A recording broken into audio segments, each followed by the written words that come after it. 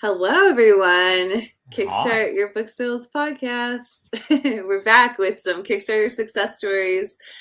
We have Jamie Davis coming on in just a minute. But before we do that, we just wanted to do what? What are we doing? I want to say hi and say Hello, and everyone. tell you that I did make that banner finally. Yes, about 5 minutes ago, which was Awesome. Oh, that. Oh, is that? Oh, I didn't know we could do that. yeah, in the banner section. All right. So yes, our Kickstarter accelerator is open. It's at kickstartyournovel.com/buy. So we're gonna do our success stories, and in between we'll chat a little bit more about that.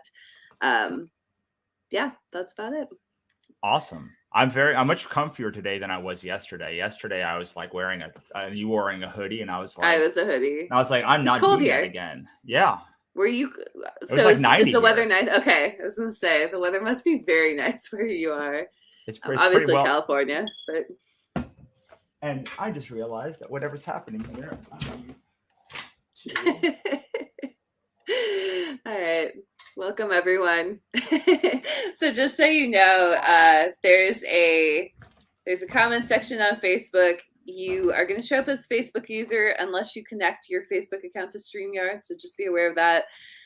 So definitely you can either connect yourself to StreamYard or you can just stay at the beginning from, so and so. Use your last name as well so that we know who you are, and then we'll be able to chat with you a little bit better. What else? I think that's it. I don't know. I had to take the battery out of my smoke detector, which I just changed. So It I was didn't hear beeping. yeah, it was beeping a little bit. So I'll Oh, figure that out later. all right. I think we are ready to go. So shall we bring on Let's do it. Jamie? I'm very excited to talk to Jamie. Hello, Hi, Jamie. Hi, everybody. Jamie. It's good to see you two both. I'm Yeah. looking forward to seeing you in Vegas here in a couple of weeks. Yes, I know you're going to be very busy, as you always are at 20 books, though. Yeah, we were just talking about 20 books right before on our other call that we had before this call. So we're getting everything finalized and set. So we're very, very excited. And I'm excited to see you, but you're not in a coffee shop. That's what I associate you with now, like Yeah, working. well, I finished that book today, so Oh, I'm excited about that. I got hit the end around 9:30 this morning, so that was wow. awesome. Awesome. Congratulations. Did Thank you you. give yourself a donut to celebrate? The donut was sitting right there waiting for me to type the end. Every bit Nice. of it. Oh, Nice. nice. Wonderful. So, why don't you tell us a little bit about yourself and the series that you did on Kickstarter? And as I do what I should have done before and pull it up. So my name's Jamie Davis. I write what I like to call fun fantasy and sci-fi reads. In my Kickstarter, I actually took my very first series, which has 9 books and a prequel, and decided to do 3 omnibus hardcover editions of the 9 main books. So that was that ended up being 3 books per omnibus, and so volumes 1, 2, and 3 in hardcover. It was something I'd always kind of wanted to do, and so when I got the idea to do the hardcover, to do the Kickstarter, this was the first thing I wanted to do. It popped into my mind right away. Yeah, the Omnibus Trilogy. I think you're the only author who ended up doing the Omnibus Trilogy. Is that right? I'm trying to think of anybody else who did that, but I mean, because it's kind of a more intense project as well. It Can was, you and do I that a was little worried bit? about the price of it. I mean, the cost of, because I priced each book, it came out to be, so that I could make a profit. It came out to be $75 per hardcover, including shipping inside the U.S., but still not inexpensive. Now that's signed. It's a one of a kind edition, so you can only have gotten it through Kickstarter. These omnibus editions have extra short stories at the back and extra content, so they're very much unique to the Kickstarter backers, and that was what I was hoping would encourage people to come on board. Yeah. And I think also having 3 hardcovers is kind of a challenge. I mean, that's, because especially in hardcover edition, just because of minimums and, stuff like that. If you had to encounter that. So I don't know, did you end up doing the printing through print on demand, or did you I do a did it print through, run, or? I went through Ingram. So it was print on demand. And that they're all, actually, I'm getting ready to ship stuff out next week. So it's all here at my house now. All the books came in. They're all signed and ready to go. And I'm really excited about how the project came together. I was very pleasantly surprised by the number of people who backed at the higher levels. And I was just looking at that. You had a $500. Yeah, you had a $500 backer. You had several, like 5 or 6 $300 backers, 4 $225 backers. I mean, a lot of high ticket backers. I was very surprised. In fact, the $500 backer is one of my most loyal fans in my Facebook group and on my email newsletter. They respond to everything, and they were the first backer. Like, as soon as my newsletter went out, or as soon as they got the email from Kickstarter, I guess, because they were following it on Kickstarter, they were the first backer. So I actually funded on the first backer. That's amazing. That's great. Cool. Yeah, that's awesome. That's amazing. And that was the Tucker Eyes level. So they got all 3 hardcovers. They got all the digital content. So all the books in audiobook and ebook as well. They got the swag box with the pins and the stickers and all that extra stuff. And they also got written into one of my new novels, which I was already getting ready to write over the summer. So as soon as they bought in at that level and the Kickstarter closed, I got them on the phone, on a Zoom call, and said, "Hey, let's do this."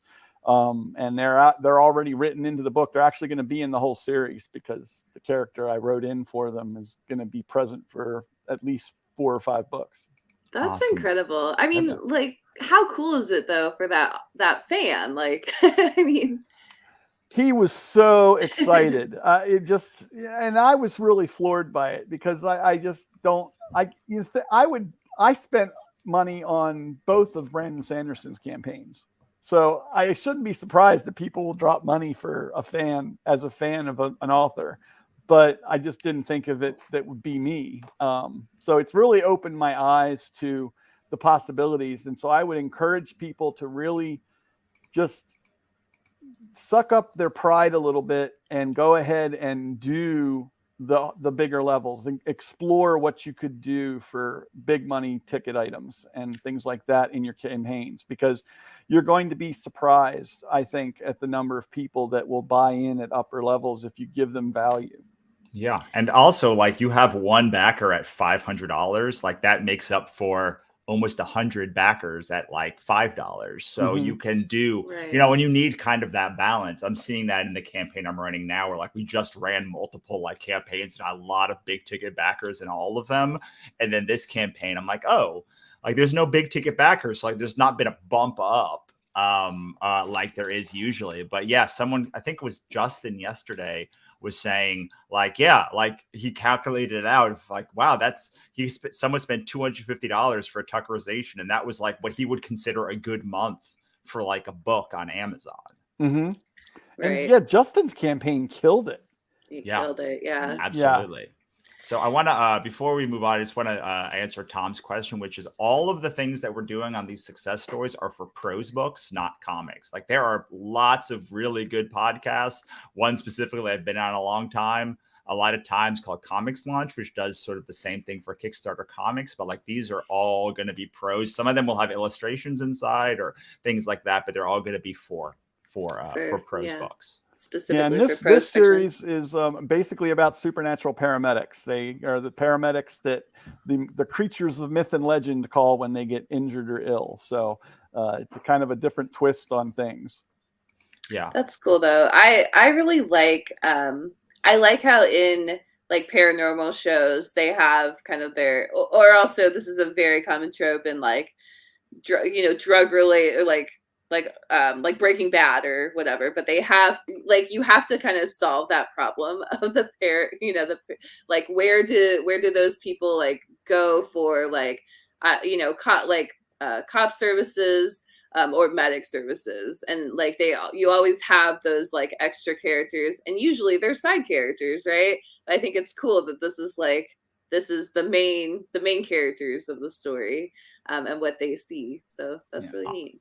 Awesome. Tom has another question, which I think is a good one, which is, Jamie, what was your approach to publishing prior to Kickstarter? So I've been self-published since 2014. I have 43 books published so far, including, and then on top of that, some box sets and things, combinations of different books in the series, various series that I have. And I've been basically a full-time author since about 2018. So I've been doing the work and putting the time in. I do a lot of marketing and things. But what Kickstarter has done for me has really changed my whole approach to launching new series. Like, I had series that I was going to launch this fall, and I'm holding off until I have 3 books in that series done. And I'm going to do a Kickstarter launch with a 6-month pre-launch ahead of that, so that the people, and I think my fans are going to jump all over it, because I think they're going to be excited to get the books 6 months before anybody else can get them. So it's going to change. It's really changed my approach to how I'm going to fund moving forward the cost of covers and editing and the things that I usually pay for out of pocket.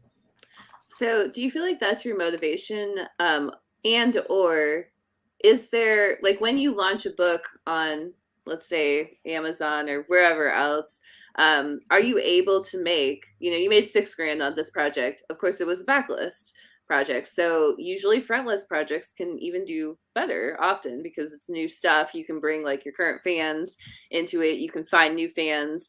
But like, can you make, so like we see projects come through that hit 10K, like Justin's, as you mentioned. So it's like, can you hit 10K in a launch on a retailer of like a book or a series of books, if you're doing kind of a rapid release model?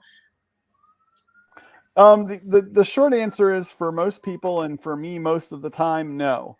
On a couple of series that have done better than I expected, I've had some really successful launches. But overall, it takes a lot of time for me to reach that kind of funding level for a series. So if I can come out of the gate with, say, 3 books in the beginning of a series and launch at $5,000 to $6,000, I will be profitable from then on out. And so everything I make from there, and I can still do a really successful launch on Amazon, or if I want to go wide with it or whatever, I can still do all those things. Yeah, it's amazing to me because when you think of Kickstarter as just like another platform, right? Like, if you are taking your books and you put them on Amazon or Kobo, you put the same 9 books, like, it will be very hard to do that, to make $6,000 on one platform in like the first month you're launching on it. And we see people all of the time who are hitting even hitting $1,000 on a brand new retailer the first time you go there is like not an easy task in a month, in a year, let alone in a month. So like, it's eye-opening to see just creators who are able to utilize this platform. And sometimes the first time they launch, they do like $10,000. They'll do like even better than $10,000. Yeah. I think that one of the things that I really enjoy the most moving forward is really going to be the ability to add extra value to a launch.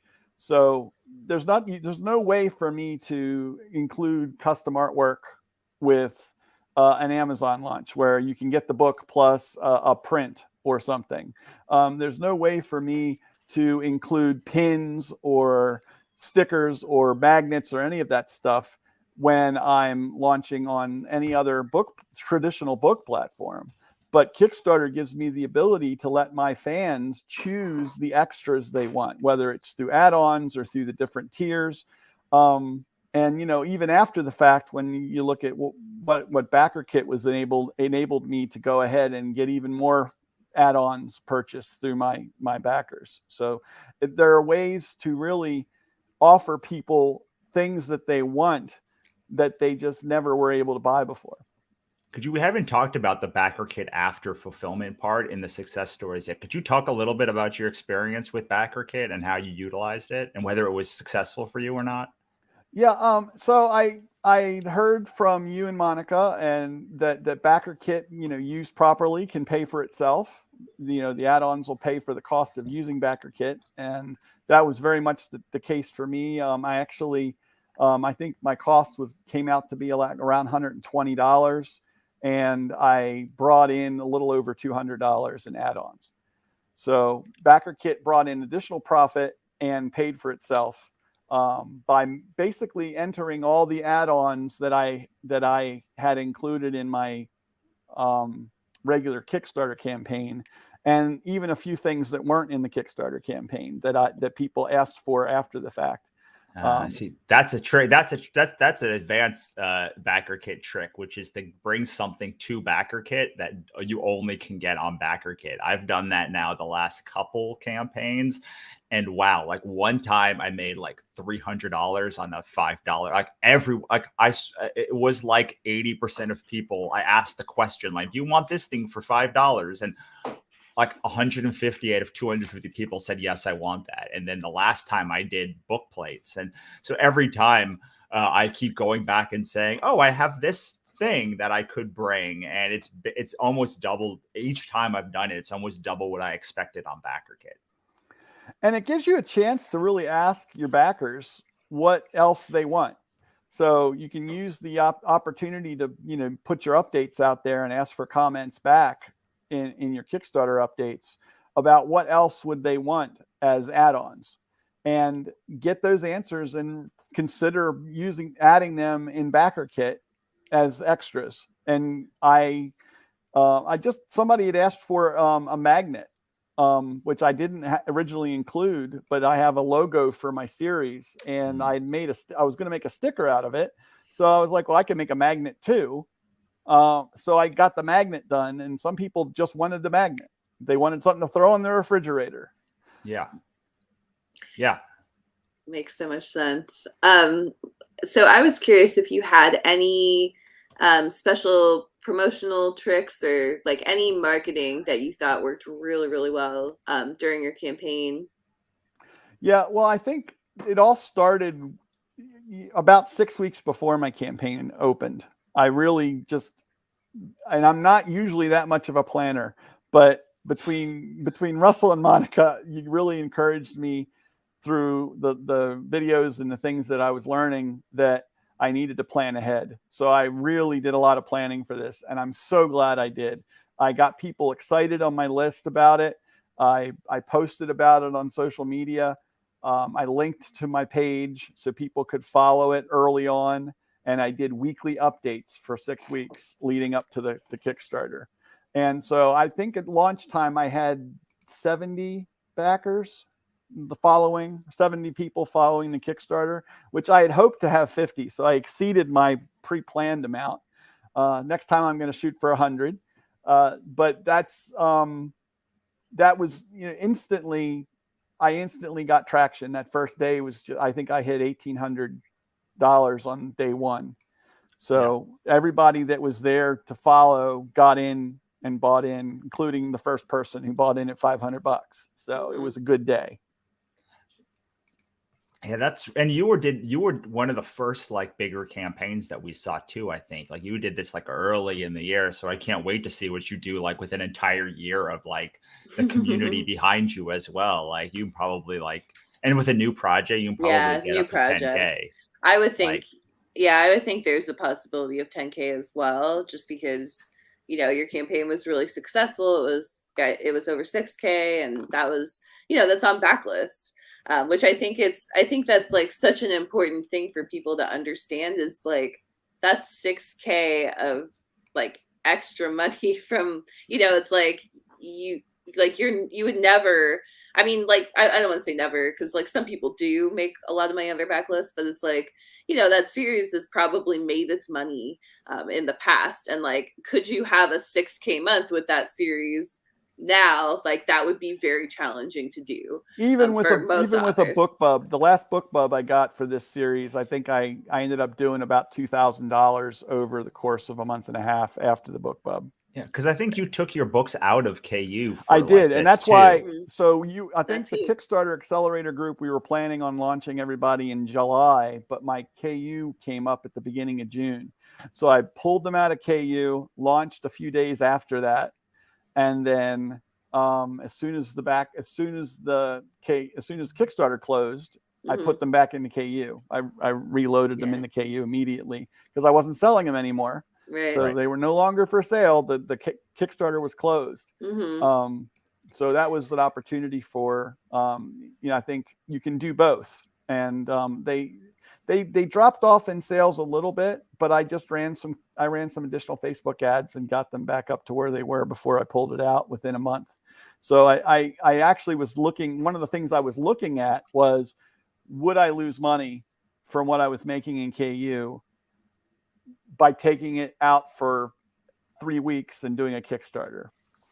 And at the end of the day, no, I was able to be more profitable with Kickstarter, and then do my marketing to get the books back up to where they were in time over time, back to the position they were at the beginning of the Kickstarter.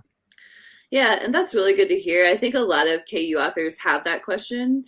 So we can just show them you as an example of somebody, but like people are very afraid to pull their books from KU, even for a short period. And they're like, oh, I don't want to lose out on page reads. I don't want to have to climb my way back up. But like, really, it's only, I mean, it's like you said, like a 3 to 4 week period. So like less than a month even that the books were out.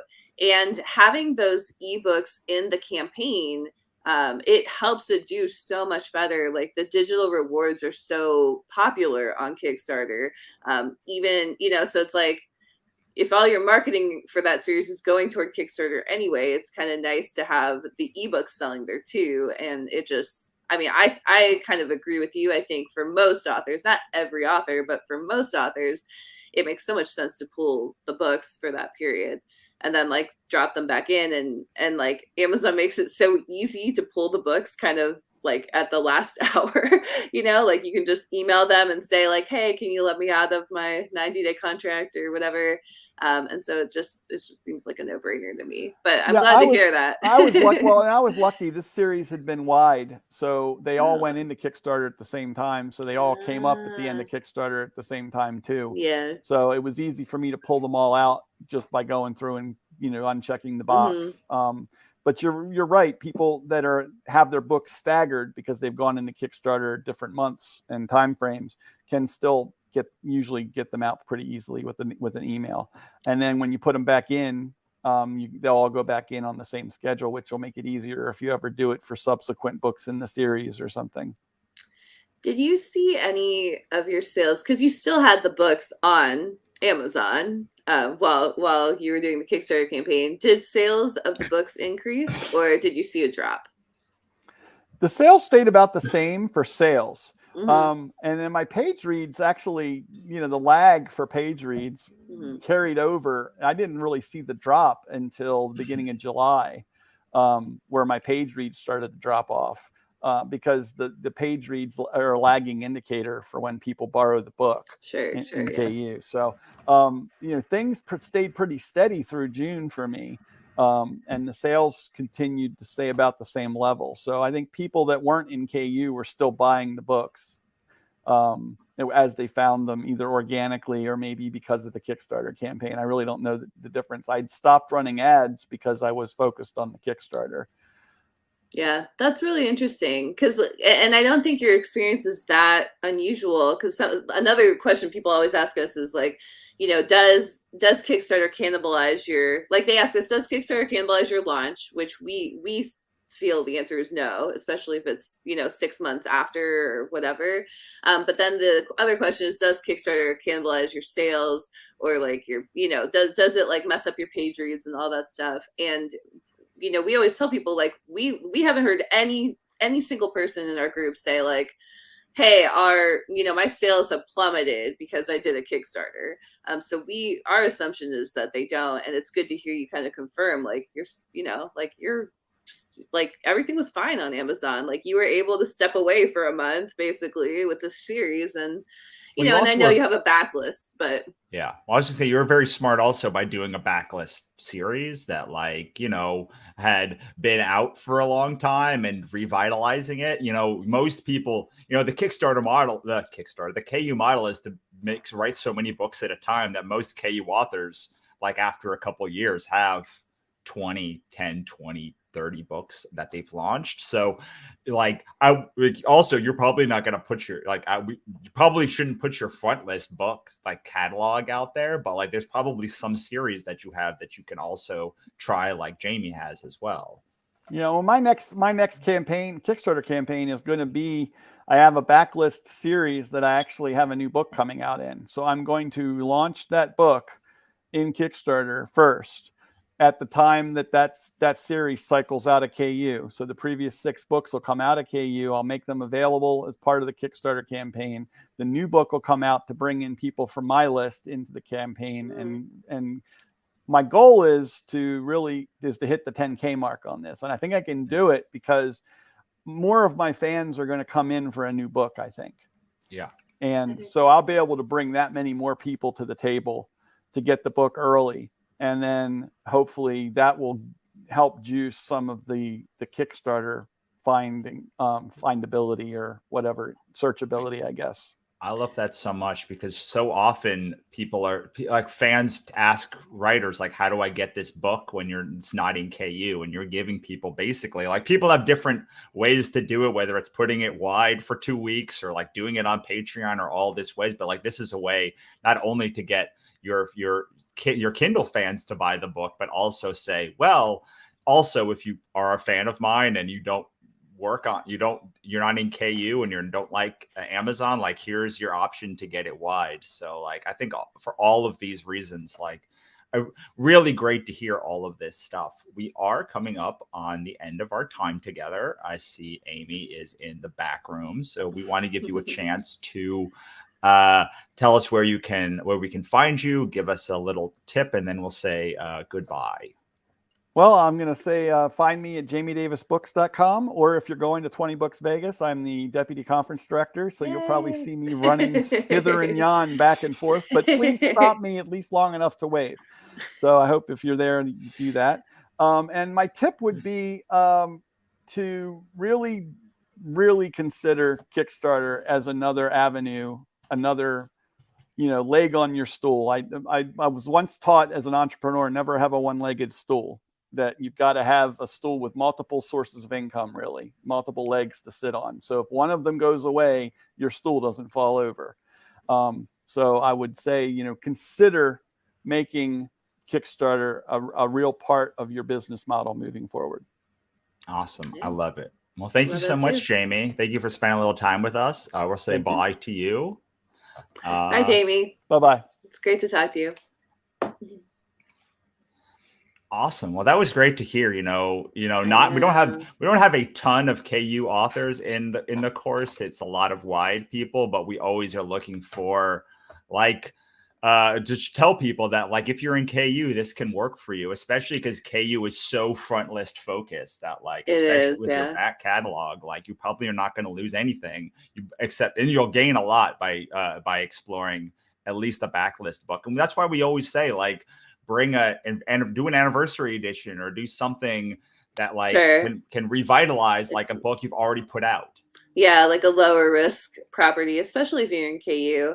I feel like we do have, like, probably, I don't know the numbers, but I feel like we do have a lot of KU people, but I feel like not all of them pull their books, which we have started recommending only because we've seen people like Jamie and like Justin, Jenny, all J's for some reason, but but we've seen people, they just do so much better. Their campaign does so much better when they have those digital rewards in there. So we've been starting to just encourage people, pull your books, because it really it's not really taking away that much, especially if it's backlist, like Russell said. So, and like Jamie said, but yeah, we think And that's a like good idea. Tom just said too in the Oh, comments, did he? currently Okay. it's almost exclusively back catalog, and it's already 3 times your funding Yeah, goal. like it really helps to have that digital content, and just be focusing all your marketing efforts for that series in the one place. So Yeah. it's like, you know, go, And yeah. speaking of putting your marketing efforts into one place, before we bring on Amy, let's talk a little bit Love that about the transition. Kickstarter Accelerator. So I'm going to put a little, see if the banner works. Look at banner. It's so pretty. Like, this is the link you can go to, kickstartyournovel.com/buy to join us in the accelerator. Join Jamie, join Amy, join the 150 or so odd people who have joined us in the accelerator. As what we do is we basically show you how to crush your next Kickstarter goal. We show you how to plan it, how to do pre-launch, how to do launch, how to do distribution, how to do it all without losing your shirt, losing money, and having a good time doing it.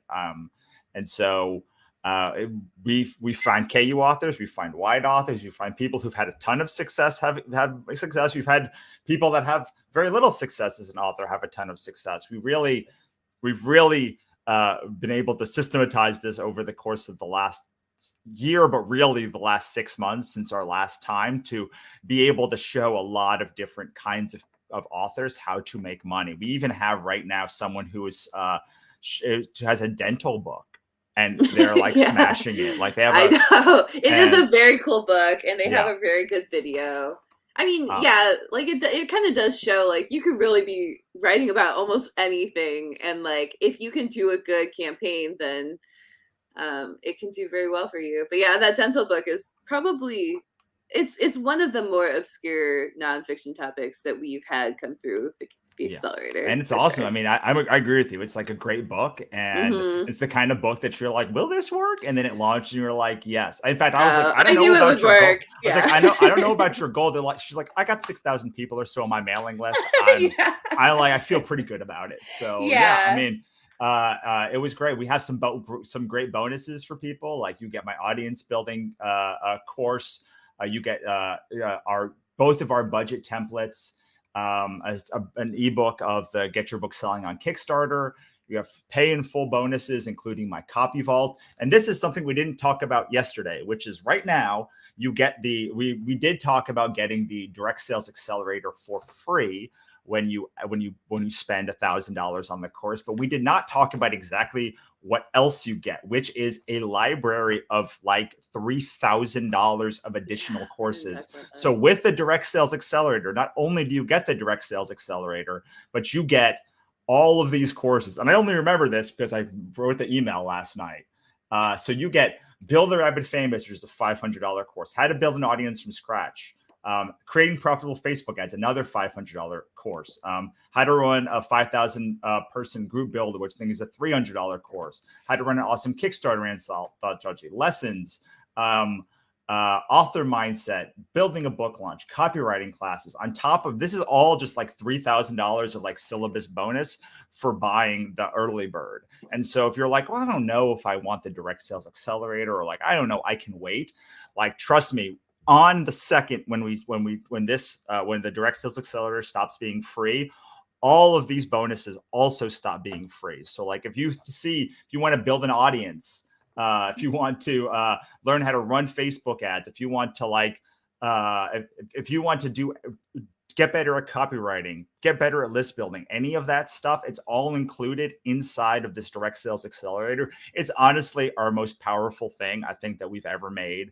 And it takes advantage of it builds upon all of the base of knowledge that we have, plus live sessions. So not only do you get the Kickstarter accelerator, which is awesome, not only do you get the direct sales accelerator, but you get this entire suite of courses as well. It's pretty awesome. That's all I can say is like, I'm actually like, I can't believe we're like doing this actually. I don't know, like it's a little crazy because the Kickstarter accelerator is $9.99, but with the direct sales accelerator it's really only, I guess, like $700 or $800, because otherwise the direct sales accelerator is $300 right now, and we'll be like we've kind of been like pre-selling it basically to our network, but it will be we're gonna like launch it in a bigger way with the direct sales book that we have coming out on Kickstarter next year, early next year. So yeah, so this is your chance to get into it early and get the accelerator for free and get in on all of the live. Yeah. It's the a lot. Yeah, we have you can get access to the courses early, but also we have a lot of extra calls because we basically pre-sold this. So we have like a call on Monday. So if you join in the next couple days, you could be on the call on Monday and be talking to us about direct sales. We have something planned for 20 books around direct sales that you could be at if you're going to 20 books. So it makes sense to get in earlier because you're getting a bunch of like free extra stuff that is going on kind of like right now. So, or within the next a lot of weeks. awesome stuff, and we're gonna doing the call on Monday is a really cool one, and you get in on that. If you, we're gonna talk to you about literally how to build your landing page and how to build your sales page, and go through a whole bunch of other stuff. So, that being said, kickstartyournovel.com/buy to join us there, and let us bring in Amy.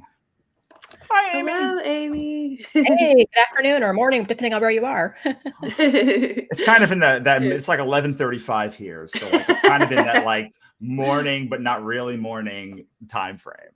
That's definitely afternoon for Russell, I would say. Yeah, well, because I get up at like 5. Yeah. All right, so Amy, do you want to tell us a little bit about yourself and about your project? Sure. I write LGBTQ focused weird Western fantasy, which is kind of a very niche genre to write and a hard sell. And hello to the people saying hi to me. So I was really excited to see other authors having success on Kickstarter, especially like Jenny with her bargain at Brave Bank, because she also writes like weird Westerns. And I was like, ooh, if she can have success, then maybe I can too. So that's when I became very excited in learning about Kickstarter from y'all.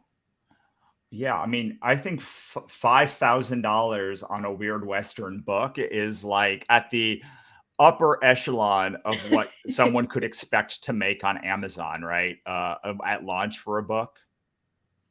Yep. For sure.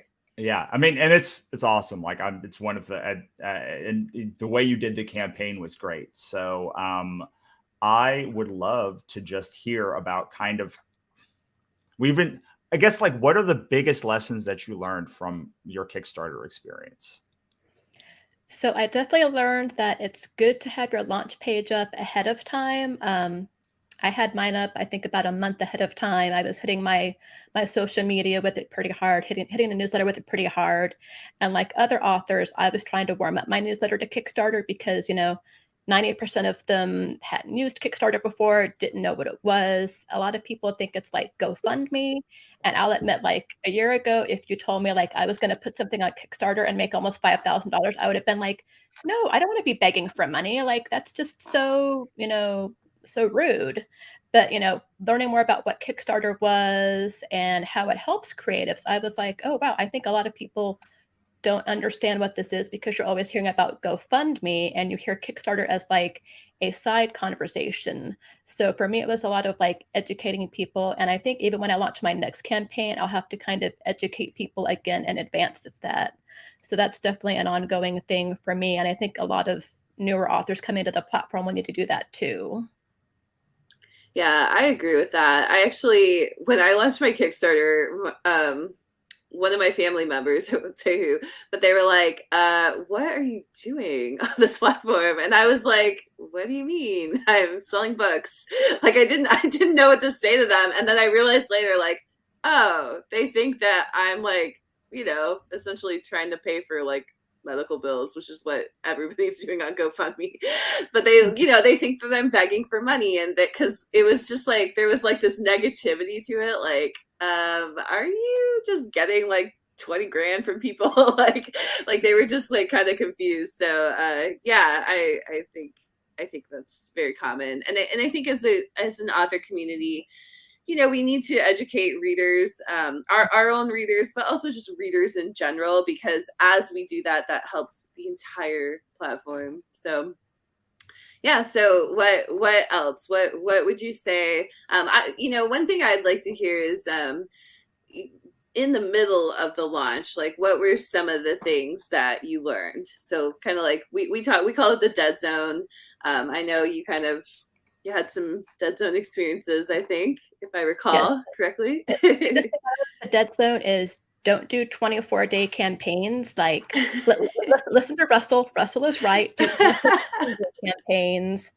Yeah, I was like, oh, 24 days means like more money, right? No, more days does not equate to more money. It does not, especially because I've funded within the first like 12 minutes, my campaign was up, even though like I didn't tell anybody when I was launching it. I got to work one day and I was like, I'm going to press the button. And like I go to work and do some stuff and like I log into Kickstarter. I'm like, oh, like it funded and I literally just pressed the button. So, the longer campaign doesn't mean you'll make more money. You might kind of skyrocket up there and then get to the dead zone. And then like you're full of angst for the next week or so until you get to the end of your campaign, which is what I did. And I did lots of stuff to try to get out of the dead zone. Like I actually met with my cousin's book club and kind of talked to the book club virtually about my books and about Kickstarter, but I don't think any of it, well, my cousin ended up supporting me, but I don't think anybody else did. I did lots of swaps with other people who were on Kickstarter. I kept doing lots of social media. I did Facebook ads, which I did use the little specific link that we can track, but I don't think I got anybody from those. But that's another thing that people need to know is that you can use those unique links to see where people are coming from. And in my next campaign, I plan to use those a lot sooner so I can see where people are coming from and have a better idea of who's coming from where. Yeah, that makes sense. We don't talk enough about those referral links. So basically in Kickstarter, in the dashboard, you can set referral links. And they're really simple to use. And you can set one for Facebook, for example, your Facebook social media. You can set a different one for Facebook ads, a different one for your email list and whatever, and truly see like what is actually helping. I think that, even doing that for like cross swaps can be really helpful to see like who, like are the swaps working for me? And I think you did swaps as well, right, Amy? Oh, yeah, I did lots of swaps. Yeah. So you said that you didn't quite start using them right away, so you don't totally know like your breakdown of what was working for you. Yeah, I didn't use them till like the second week because with my first Kickstarter, like I felt doing really good just getting the campaign looking nice and pressing the button. I was like, okay, that's success. I've made the page look nice. I pressed the button. I funded, like I can just coast from now and like de-stress a little bit because, there's a lot of stress with these Kickstarter launches. But then after it got going, I was like, oh, what's this referral link? I saw Russell and Monica talk about it. Let me see what it does. And later I was like, oh, well, I should have used this from the beginning. It's a live and learn thing. Now I know for next time. So people who are new to Kickstarter, take advantage of those referral links. They're very useful. I would say like, I don't know if you use them, Russell, but I would say I have not really ever used them. And I know I should, but I'm always like, I have a link that like just redirects to the campaign. And so when I'm doing Facebook or whatever, I'm like, I don't know, I'm doing this on my phone. So like, I'm always, I always just default to that, but I know that I should be using it more. And Russell, do you end up using those very often or?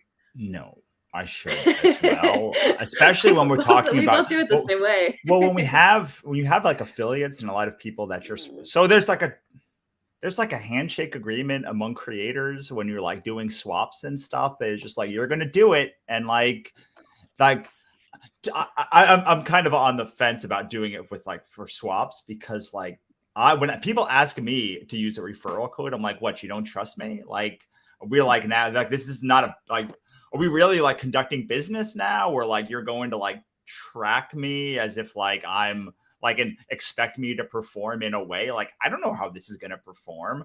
But on the other hand, I'm like, no, like I don't care if you like, if I make $20 or $0 or $500, but I sure as heck would like to know like where the money is coming from better. So I kind of like am on both sides of this as like a long-term creator who's been doing this for almost a decade on the platform. And like, as someone who loves data, but yeah, I mean, I think that's it's great to use them in theory. Whether you're going to use them in practice or not is and I think also when you're doing your first couple of campaigns, like it's really good to use those referral links, because you're like trying so many new things that you have like no idea, like you may be doing like a promotional services or whatever, and like giving them our links so that you can track whether that is successful or not is like very valuable, because you will eventually learn that none of these promotional services, save for like a very select number, are like valuable, and even then only in like specific situations. But like the more things that you do, the more you can like actually say, oh no, backer swaps accounted for like 30% of my money. So yes, it's very important. I don't need that kind of data because I already know that the things are valuable, but like to just see it for yourself. A lot of people, especially when they're in the program, as Amy said, like go their own way. And then like, I'm going to do a 24-day campaign, even though Russell says a 17-day campaign. Well, and then to be fair, you do say a 24-day campaign as well as one of the options. So I do. Yeah. But like usually people have to see it to like believe it. And then for sure. Even when Amy said to do a shorter campaign afterwards, people were like, I'm still going to do the long campaign. And then so like, no, please don't. Yes. So like seeing it is like really a much better use of being like, oh, look, I did a backer swap and my numbers went up. Like, so like, as long as number go up, I don't really track what like each piece of the number go up equation is. But like, I think especially when you have a smaller campaign, it is good to know like why number go up, not just that number go up. Yeah, for me, it's like, as a marketing person, I'm kind of at the point in my career where I'm like, a lot of stuff works stacked together. So it's hard. I'm just not one of those people who does, and before I used to, but I'm not one of those people who tracks those things so closely anymore, because I'm like, I know that these things working together, because they tell a full narrative, I know that it's going to work together. But like, that's also like, I should definitely poke holes in my own believing of what I know. So I know that I should be doing it.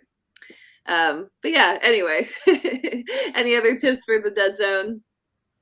Yeah, well, something else I tried doing, and this is another thing that, Russell said to do it, but at first I was like, no, I don't want to. But I started to, in the dead zone, I began to email my newsletter list daily, which I knew I was going to jettison some people for it, and I was going to have a lot of unsubscribes. But again, they would probably unsubscribe eventually anyway. So, better sooner rather than later. So I went from the first week, I think I did it, like twice that week, like upon launch, and later like, oh, we hit this stretch goal, blah, blah, blah. And then when I got to the dead zone, I was like, oh no, I need to like engage these people to come and, throw some money at my Kickstarter to get the cool things.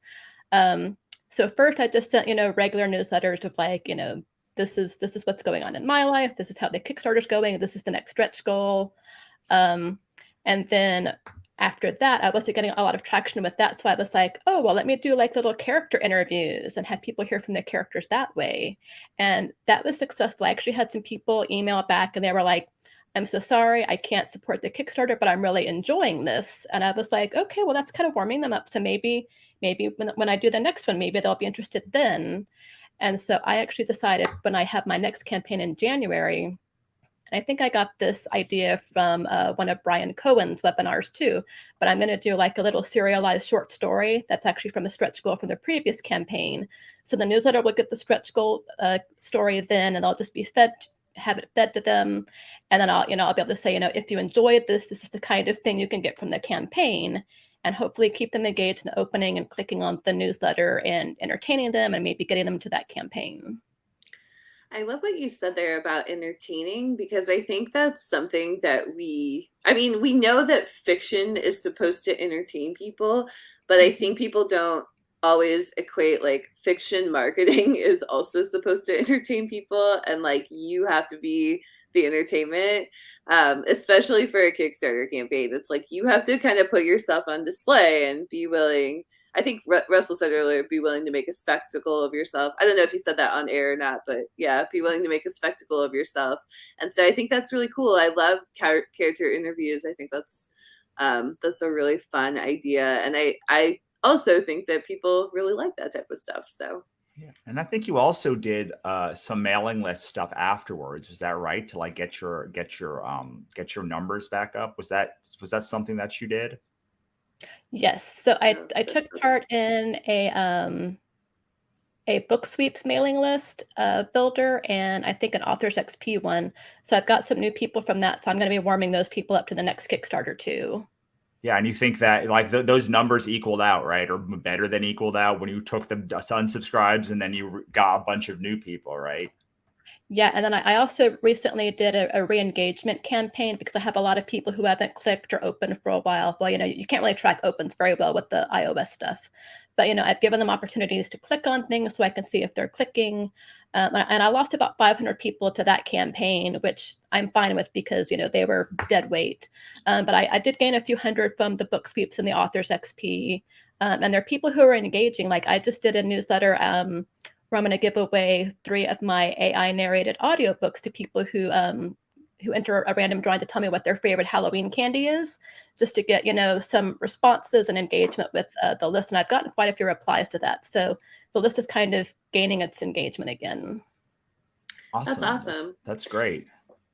Yeah, so somebody had said the mailing list is the biggest mental hurdle. And I think what you just said is kind of some of the mindset stuff to break through that. Like, one, always be building your email list. So like it's easier to let go of people who are not engaging when you have new people coming in. And then, 2 is like just to keep it really fun and light and engaging, and be creative in how you like warm people up. Like you said, I love that you said that you are warming people up for your next campaign, because when is your next campaign coming? Like, I think I'm going to have it in January for the Make 100. So I've already got I'm using BackerKit launch. So I've got that page set. In my last newsletter, I was like, hey, this is coming up in January. So go ahead and, give me a follow. Plus I showed them another author's campaign to say, hey, this is another cool campaign you can look at in the meantime. So I was kind of doing double duty there. Yeah, that's something that Sarah talked about too. It's like they're following and then giving, like she was backing campaigns, then being like, here's a really cool campaign that I backed, and trying to warm people up that way. So that's a great idea I'd never thought about, which is one of the greatest parts for me about the accelerator is people come in and they're like, oh, I'm going to try this weird thing I've never heard of, but like it makes perfect sense when like it like you're like, oh, well, of course, like that's 100% what you should be doing. Right. But I mean, what I love what you're saying, and Jamie said this before he was just on saying this too. He said he started his campaign 6 weeks ahead. I mean, you're talking about starting, you are marketing your campaign as of October 2022, and you're launching in January 2023. So that is 3 months ahead at least. And I think that's so important, just that you're, what I'd like to know is, because it's not just about Kickstarter, it's also about, it's about like your whole career, right? Because you're warming people up to this next campaign, but like you're warming people up to that series, and that, like, yes, it will hopefully pay off in the next campaign, but like it could also pay off like a year from now. Somebody is like, oh yeah, I've been wanting to read that series for a while, So can you talk a little bit about that piece and like where Kickstarter fits in with your whole plan, your whole strategy for authorship? Yeah, and so this will probably be helpful for the people like me who don't have very many books out, because I'm not a Russell or Monica yet with gobs and gobs of backlist, or like a Jamie Davis. I know he's got a pretty good backlist too. So I've got 3 books out to my name plus an anthology that I was just in. So I don't have a very big backlist. So I really only have the one series. So I like Kickstarter too, because it's kind of helping me to almost build a fandom. And I don't have, thousands of, rabid fans yet, but I do have some rabid fans who they love the Pegasus in my series. They love the characters. They want everything about them. So, all the fandoms had to start somewhere. So I'm like, okay, well, maybe I can start my fandom on Kickstarter, and I'm on TikTok too. So I'm just, trying to have cornerstones for it wherever I can. And I'm also a wide author, so I'm not a believer in putting all my eggs in one basket with just Amazon. So I like Kickstarter because it helps to diversify me, especially now. And this is also part of why I was thinking about having my page on launch and having my pre-launch page ready with the potential for a recession, the uncertainty with the election coming up. I want people now to by January 1st, they might have forgotten about my campaign, but if they're following it now, they'll get those emails later. They'll be like, oh, there's that author I like, her thing is here and it's a new year and, let's read something fun. So that's kind of my strategy. Yeah, I think that's good. I know, especially on Kickstarter, I think November, well, especially this year in the US, there's an election coming up on November 8th. So I think, people are trying to avoid that. But then, also in December, like things get a little quieter in the publishing space, especially on a Kickstarter where it's like the thing is not going to get there in time for the holidays, which is what people are kind of looking for. So yeah, I think it makes so much sense, especially on Kickstarter. There's a Make 100 hashtag for people that, you can kind of jump back into it then. So cool. Well, I think we're coming up on the hour. So did you want to share a little bit about where to find you? Any last Kickstarter tips if you have any? Yeah. So last Kickstarter tip is just to, number one, back other campaigns just so that you can show that you're part of the community. And then also look at the other campaigns there, because especially when you're on like Facebook and one of the Kickstarter groups, you'll see a lot of successful campaigns. So like I see those and I'm like, oh, everyone is successful and mine only funded at, a little bit less than $5,000. I'm a failure. But then I go there and I'm like, oh, so many publishing campaigns aren't funding. I'm a success. And this is what I did right. And this is what they're not doing right, to kind of see the difference. So definitely look at those other campaigns, the ones that aren't funding and the ones that are, to kind of see what the difference is in them. And there's usually some pretty big differences in them. And as far as where to find me, you can find my website at amycampbell.info. And I'm on TikTok at author Amy Campbell. And I have an Instagram that I don't do a lot with, and I'm on Facebook. Awesome. Well, thank you so much for being here. Yes, we really appreciate it. you. Yeah. Cool. Awesome. Well, bye, Amy. See you later. All right. Bye. All right. So before we bring in our next human, I wanted to talk about something that you can do if you are like, I don't know more about emailing every day. So I don't know if your system has this, but a lot of them have an unsubscribe or manage preferences button, which allows you to let them opt in to hearing from you less. So my options are something like weekly, monthly, or at launch only. And so as you go through my initial email sequence, I tell them, people, I will email you a lot of times. If you do not want to hear from me a lot of times, then here's a way that you can, even if it's like in the middle of your, even if it's a year from now, you can always go and manage your preferences and hear from me less. And then when you do that, you then are like untagged from all of the other stuff that you could be into. So that is a way that you can say, like, that's a way, Tom, I know you were talking about this, about it being a mental hurdle for you. That's a way that you can get over that hurdle, hopefully, because you're giving them a reason or a way to not hear from you every day if they don't want to. I mean, and I send an email a couple of times a year just saying, do you still want to hear from me as often as I would like to send email? If not, like, you can always click the manage your preferences at the bottom to like hear from me less, or, and some people picked only launch, some people picked weekly. But like I tell them, if they do not pick this preference, then then it is on my whim of how often I email you. I can email you 5 times a day if I want to, and I will not feel bad about it because you have the option to choose how often you hear from me.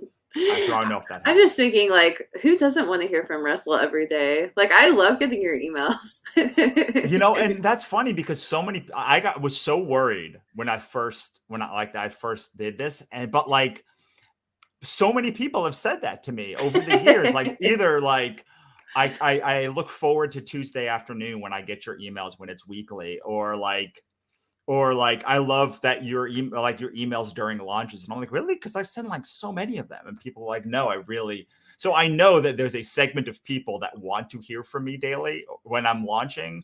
And then there's probably a lot of people that don't. And so they also have the ability to do it. So it hopefully satisfies both of those kinds of people. Anyway. I just want to say this. Tom says, I love the affirmation of who the readers and fans are at the bottom. That's brilliant. I have to agree. I've been meaning to like copy this completely, like not like copy paste it, but like copy the idea of it because it's so good, and it's so on brand. I mean, that is I love, and I know you like go into more like terms of service type stuff below that, but yeah, I do like that. Yeah, I mean, it really helped us, honestly, like retain people. Like it's long. That's why I put it at the very bottom. But like, I mean, it's at the bottom of every email. Every email, email just has that. It's like a reminder. I think there's some that I forget to copy and paste. But 99% of them have that now. Yeah. Cool. All right. Well, I see Kate here, so we should bring her on. You get a reprieve from hearing about the Kickstarter Accelerator until the end of the hour. Yeah, we did a tip instead. Yeah. All right. Hi, Kate. Hi, Kate. Hello.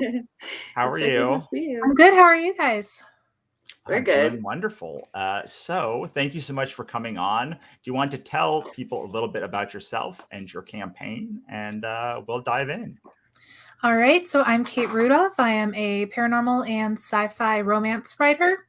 I've been writing for like 7 years now. And this year I dove in and did 2 successful Kickstarters. And it was really exciting. One for an audiobook, one for a new book. And so I had fun doing that. Is the last one that you ran for the new book, right? Yes. Yes. Okay. That was Hungry for the Wolf, right? Yes, that's correct. All right. I got the right one. I was like, this is not her name, so I do not want to make sure I know. To share it on screen. We do. We have to remember the because it's Celestial Heart. Yeah, I didn't want to confuse people because I write under a pen name and like Kickstarter with their like showing your real. So I was like, I'll just use my company name. So. Yeah, and I think this is a great option for a lot of people that just like they want to put their name. You can also put like a brand. Right. My friend does the C is for Cthulhu is their thing. So like, there's a lot of options if you don't want to use your real name in your option. I was like, I know what her campaign is because I was just looking at this campaign like yesterday before I got the notification that like you were that you were coming on today. So I really love this campaign. Could you talk a little bit about how they were different? Because you did the audiobook campaign and this looked like it was more than double that first campaign. Yeah, so the audiobook one was really for super fans. I mean, it was a 5th book. Yeah. 6th book in a series that book came out originally, I think, in 2018. And I had audiobooks for the rest of it. So it was a pretty modest campaign. The goal was $500. And then I ended up earning $2,500 on that. So I was really pleased with it, but it was also almost completely digital only. I did have the regular print book available, but it wasn't anything in addition to that. So then I kind of, for the Hungry for the Wolf campaign, I actually it's a new book plus special editions of the other 3 books so 4 books in the series. And I had a pretty big, I had some pretty big goals pledge levels on that, where it was up to 4 of the books for $100. Plus a ton of digital content with that. So I was able to have those higher pledge levels there that I think really allowed it to get to that higher level to around $4,000. Yeah, and you had one. It looks like making it as a writer. Is this consulting, like writer consulting? Yeah, I did. There's actually 2 levels of writer consulting. So there's that $500 level, which I'm doing 5 sessions with somebody, and then I did $125 level where it's just a 1 hour session. And I had something like 6 people do that, so it was really good because I have a lot of writer friends and I know some people who are pretty new and I've been around for a while, so I offered to that as well. Yeah, it looks like 5. I see 5. So like that's 5, 6, 7, 8 or so backers, like basically backed at like 125 or up to like $500. And people are always like, well, I don't have a big backlist, I don't have a big this, but like this is something that like most writers who have had success, like there's at least one person that you're friends with who will probably want to hear about, like, or in your network that will want to hear about like how to do it themselves. And you clearly have been doing this for a long time and have a lot of those people. But I mean, this added, I don't know, $1,000 or so probably to your bottom line, right? It's around there. Yeah. Yeah. And then you also had just, you had it for $320. So you had a bunch of your books. And I always want to point this out because like people are like, people can get my books for $2.99 on Amazon or $5.99. Like, why am I going to do $325? And the answer is like, because people will buy it if you do it, right? Yeah, it's all of my ebooks, all of my audiobooks. And then it's just the four print books and also a notebook. So even that, it's not like it's not like I'm shipping out 40 print books for that. That's still just 4 print books. Yeah, that's awesome. And having the digital and the physical really helps that because you're suddenly like, oh, I only have to do the same work but I now get to like make double or triple the amount of money on that. Monica, do you have a question? Yeah, I do. So I've been asking kind of everybody this, but I wanted to know what promotional marketing or what marketing stuff did you do that you felt really worked for your Kickstarter campaign?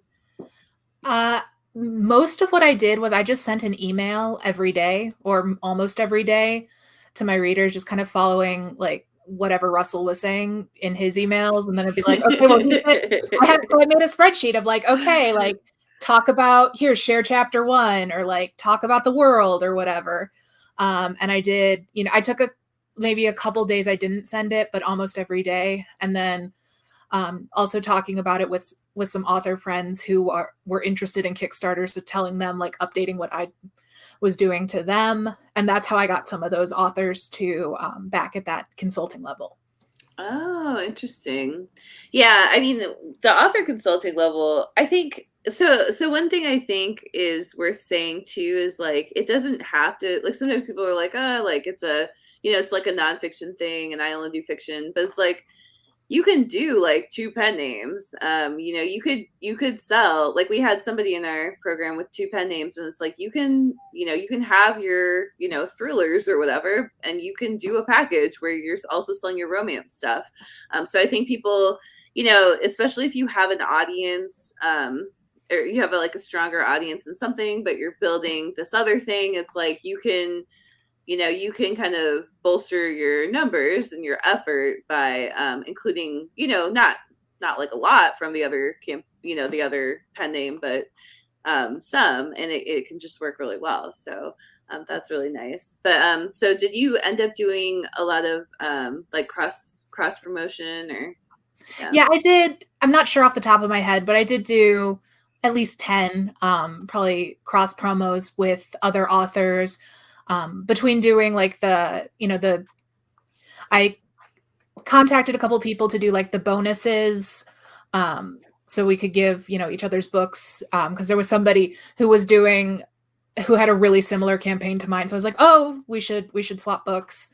And then, just doing a couple update swaps or email swaps, was the other one. And I know, unfortunately, I wasn't using the tracking codes. So until like the final days. So I'm not sure how much that helped, but I do think it got eyes on it. So it definitely doesn't hurt. Yeah. Yeah, we were we were just talking about that with somebody else, and also admitting that neither of us use the tracking codes very well either. So I think it's it's helpful data if you're, especially when you're starting out, it can be helpful data to see like what's actually working. But to like Russell kind of said, like, yeah, I already know what's actually working, so I'm not going to use that tracking code. Well, and Monica, you also said something that was like, that all works in tandem together. And I used to sell advertising for car dealerships, and I called them Mercedes-Benz dealership one time. They're like, I work on a 30-year time horizon, which like I literally don't need trackability, because like someone has to be hearing of us from their time they were kids, so they buy when they're like 35. And like that really, not that like I don't like data, because like some things, when I do Facebook ads, like you want to know the exact thing, but like for marketing, a lot of this stuff is, like you said, cumulative over years upon years upon years, that you hearing about it and hearing about it from different channels. And most importantly, like you do a swap, you're on a podcast, you're like in someone's email, like you're doing, someone's sharing you on social media, and that someone's hearing you on all of those things. Right. And which one they hear you on and they actually click the most important part, or is having the multiple touch points the important part? Because if you judge things by like, oh, like I got a bunch of things from this podcast, it discounts that, like, oh, well, you warmed them up on your email list, or someone else. Like, so there's all of these little moments that go into building a marketing campaign. And when we build our marketing campaigns for Writer MBA, a lot of the time is just like, we can't cut anything, because like it all works in tandem on top of each other. Yeah, we experienced that. So for your campaign, so you're also on retailers, right? Mhm. So how does Kickstarter fit in with your retailer strategy? And especially now that you've done 2 campaigns, I'd be curious, like, how does it all fit together for you? Are you noticing differences between Kickstarter and retailers? What do you think? It's still something that I'm figuring out, because that Hungry for the Wolf was the first book I launched on Kickstarter, and I haven't launched it on the retailers yet. I've just put it up for pre-order, and I haven't even told my readers about it yet. So I have very few pre-orders on it. So I will be interested to see how the launch goes, because I'm not a big launch person.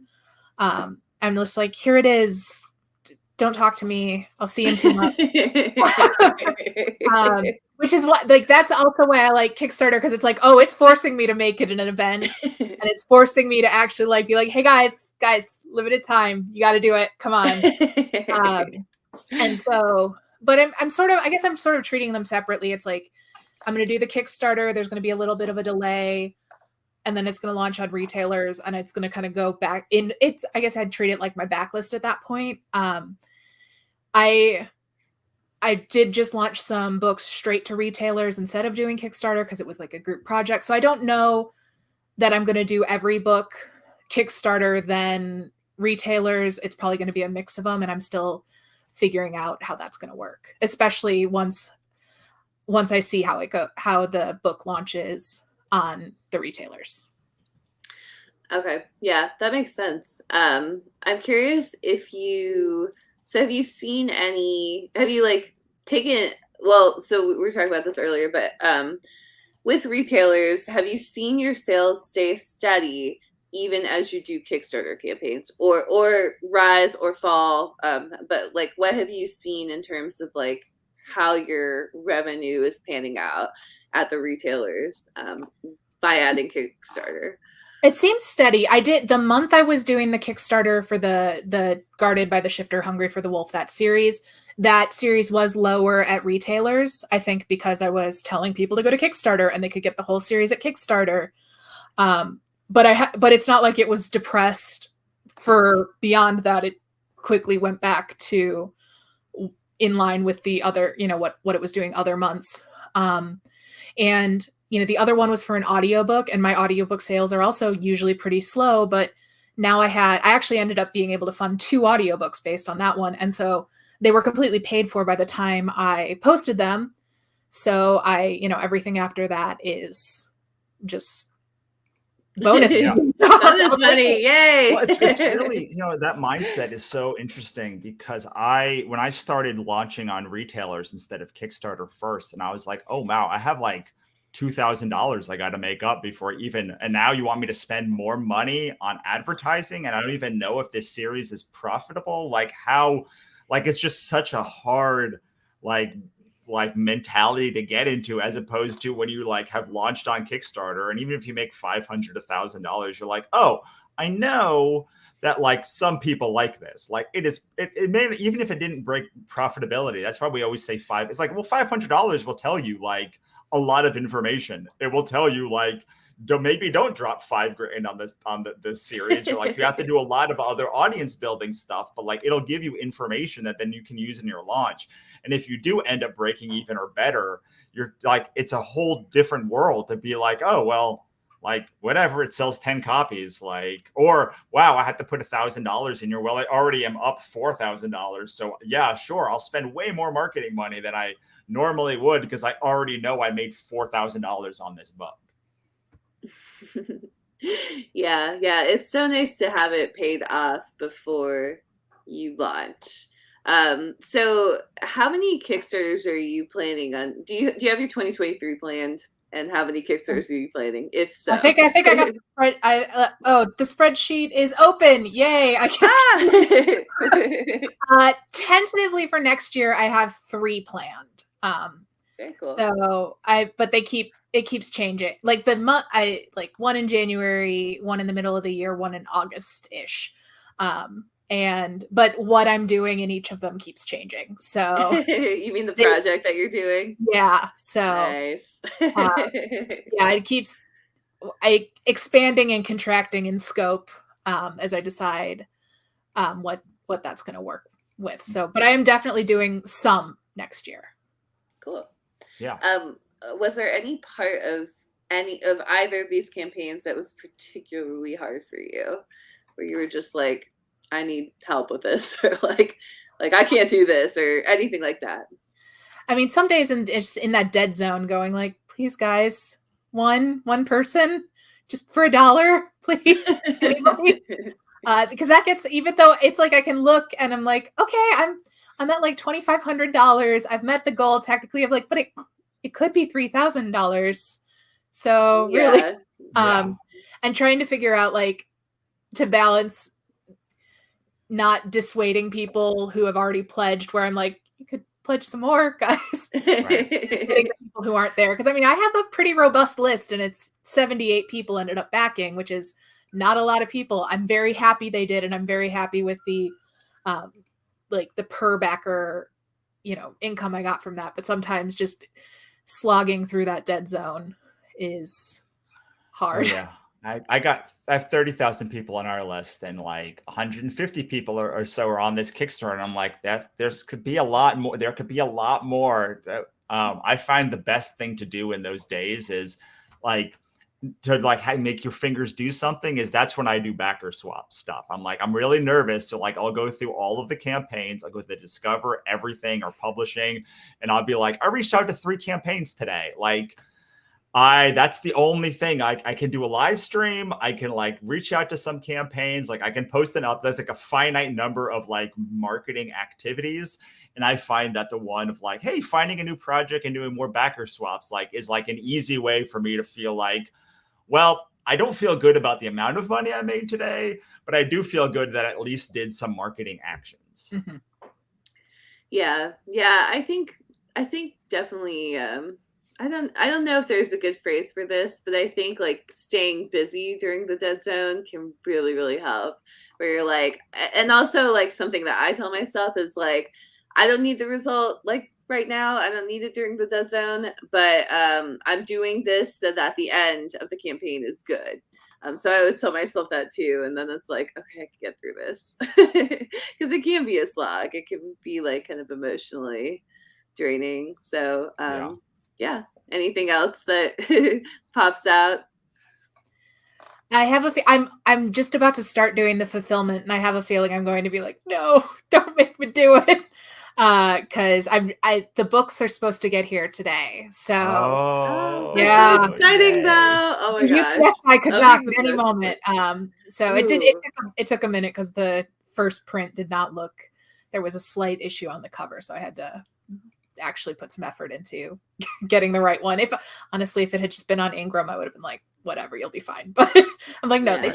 they did. This is a special thing. Have to make it perfect. So Yeah. So next week is going to be all fulfillment week. Oh, that'll be so. I mean, I think it's fun. So, like, I really enjoy fulfillment because I can like stay up late and watch like a Netflix show, which is unusual for me because I have like a 3-year-old that I often have to be with. So, yeah, it was really fun for me. But And I like the ability to like see something to completion and like just be able to put like, oh, I know this person, like, oh, this person like backed the first campaign and the second campaign, and like here's a signature, and like there's a little like it just like, and then you finish it and you're like, there's things like there's a stack of like, how often in a writer's life does it look like you've actually accomplished anything? Because it's all like, there's no like keyboard sound, there's no like typewriter sound or anything. You don't have a stack of things. But when you are when you're fulfilling, it's like book one. Oh, look, I had all of this stuff on the left side of my table, and now it's on the right side of my table. And like I take it to the thing, I send out the backer, the tracking numbers, boom, done. Yeah. There is something really fulfilling about the fulfillment phase. not to get very corny, but I think anyway. So yeah. Is there anything that you like saw between campaign 1 and campaign 2 that like really like threw you for a loop, or like that changed how you thought of Kickstarter? Because we're seeing a lot of people doing their second campaigns now, and a lot of them are like, whoa, I either raised less money or way more money, or like this was different. Did you see anything like that when between campaign 1 and campaign 2?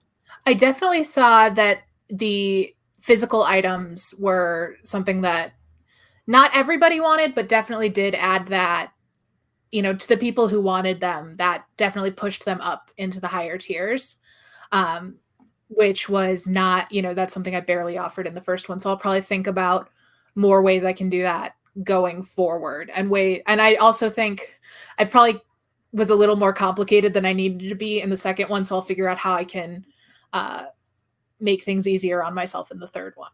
So. Awesome. Did you find a lot of the people from the first campaign back the second campaign? It's not, I think about 50 to 75% from the first campaign did. And I gave like a specific perk to the returning backers. Like they got an extra ebook and some pins or like some stickers or something. So that definitely worked to get some of the returning backers. And then maybe 25-ish to 50%, I'm not sure, were new backers. So even though I had about 4 less backers in the second campaign, I ended up growing my audience because I definitely had new backers there. So awesome. That's great. That's awesome. I love to hear that. And yeah, offering those returning backer rewards, it really helped us on the Cthulhu campaign. We offered a sticker just like you said you did, and it was like gangbusters, people coming in at the beginning who wanted to like get that stuff. And a lot of people who missed the second campaign came in for the third campaign and got the 2 books, and then got their like little extra sticker, which was a really cool thing. And we did the same kind of stuff with the Ichabod campaign. So I highly recommend, if you have a returning backer thing, to like consider at least doing that. Yeah. That's really cool. Did you have any physical stretch goals or stuff that you had to like include, or weekly goals or was it mostly digital? Most of my stretch goals were digital. I did like, at a certain point I did it where every $200 I was writing a bonus scene, up to an extra bonus scene per book. So it was up to right around that, like it was either the $3,800 or $4,000 goal. So every book ends up getting 2 bonus scenes because I was already writing 1. And then I added in just a little pin for if they backed over $15. So I think I already had that at a certain level. And then I was like, oh, everybody gets it once we're at $1,500 if you back at $15. So awesome. Yeah, I love the pins. One thing that is a problem for me in the last couple of campaigns is the backing, like the pins will break. So I've been exploring challenge coins like cool. this one, which don't have any like pin part of them puncturing books or anything like that. Yeah, I said it was actually buttons, not pins. I was just missing the word. So I wasn't ready to take the dive into actually doing, because buttons are just a little easier to do. So yeah, sure. So I was but I could definitely see myself doing pins in the future. Awesome. Well, we're reaching towards the end of our time together. Do you have any final words of wisdom for us? And then let us know where we can find you, and then we'll say goodbye. Well, people should do Kickstarter. So I think it's been super great to do it, and I'm really glad I've done it, and I look forward to doing more. And then you can find me at katerudolph.net is my website, or I'm on Facebook and other social media sites. So yeah, that's where I am. Awesome. Wonderful, Kate. Thank you so much for coming on. And I look forward to seeing you in the group. All right. Bye. See you later. Bye. Oh, that was great. It's good. This is so great to hear how each person's like experience is similar and then also vastly different. And somehow, I don't know if they're listening to the previous person that's on, but they keep like the string of like sending daily emails, like these things keep like threading in. I'm like, I didn't plan that to be like the thing that they kept saying. So it was really wonderful. And it's nice to see all of these campaigns. I mean, Kate raised almost $7,000 additional this year from her That's huge. I mean, I think like I wanted to ask that, but like we were kind of out of time. But I think that's like the thing that it's not really being said. It's like, because she said like her sales on retailers like kind of, you know, they stayed steady. So it's like, this is $7,000 extra dollars. Like Kickstarter is a great way to grow your business revenue because, you know, you have, it's like, it's not really affecting your revenue elsewhere. And it's just this extra money. So I don't know. I just think, I think that, you know, I wanted to kind of like talk about that more, but we couldn't like harp on things, but well, we have to harp on a different thing, which is we do. You have the best. Russell has the best transitions. I'm starting to learn sales transitions based on this because it's like you gotta listen for the right word, and then like you just take a word from their last sentence, and now we're in selling mode. Yes, and you wait for a moment of like when they stop talking, and you're like, oh, I can't do it for that transition, so I got to find something in this new one. But yeah, so just spending a second before we bring in JD, who I've known forever, and I can't wait to talk to about this new campaign that he has. But we have, if you've enjoyed what you've heard today or yesterday or for the past 6 months on the Kickstart Your Book Sales podcast, then like I have to insist you at least consider the Kickstarter Accelerator, which is our mentorship / course / a lot more than just the course part of learning how to do Kickstarter. And like we tried to contain this all in 5 hours, Monica. I know we did. We really did. And but it ended up being. Did we?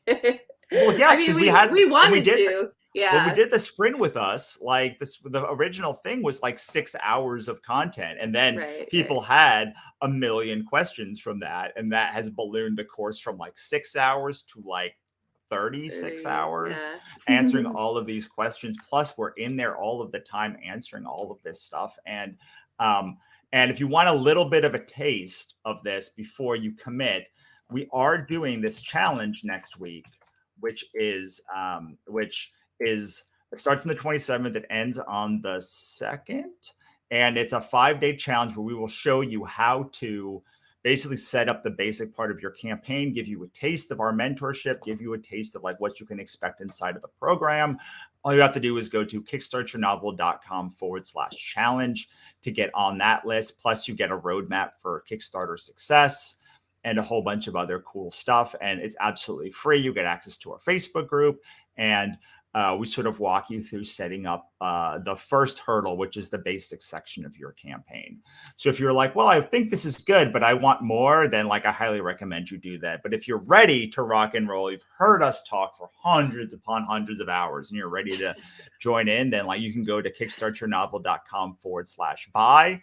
And we have a couple of really awesome options for you. Most importantly, for the first time since April, we have a 12 pay. Yep.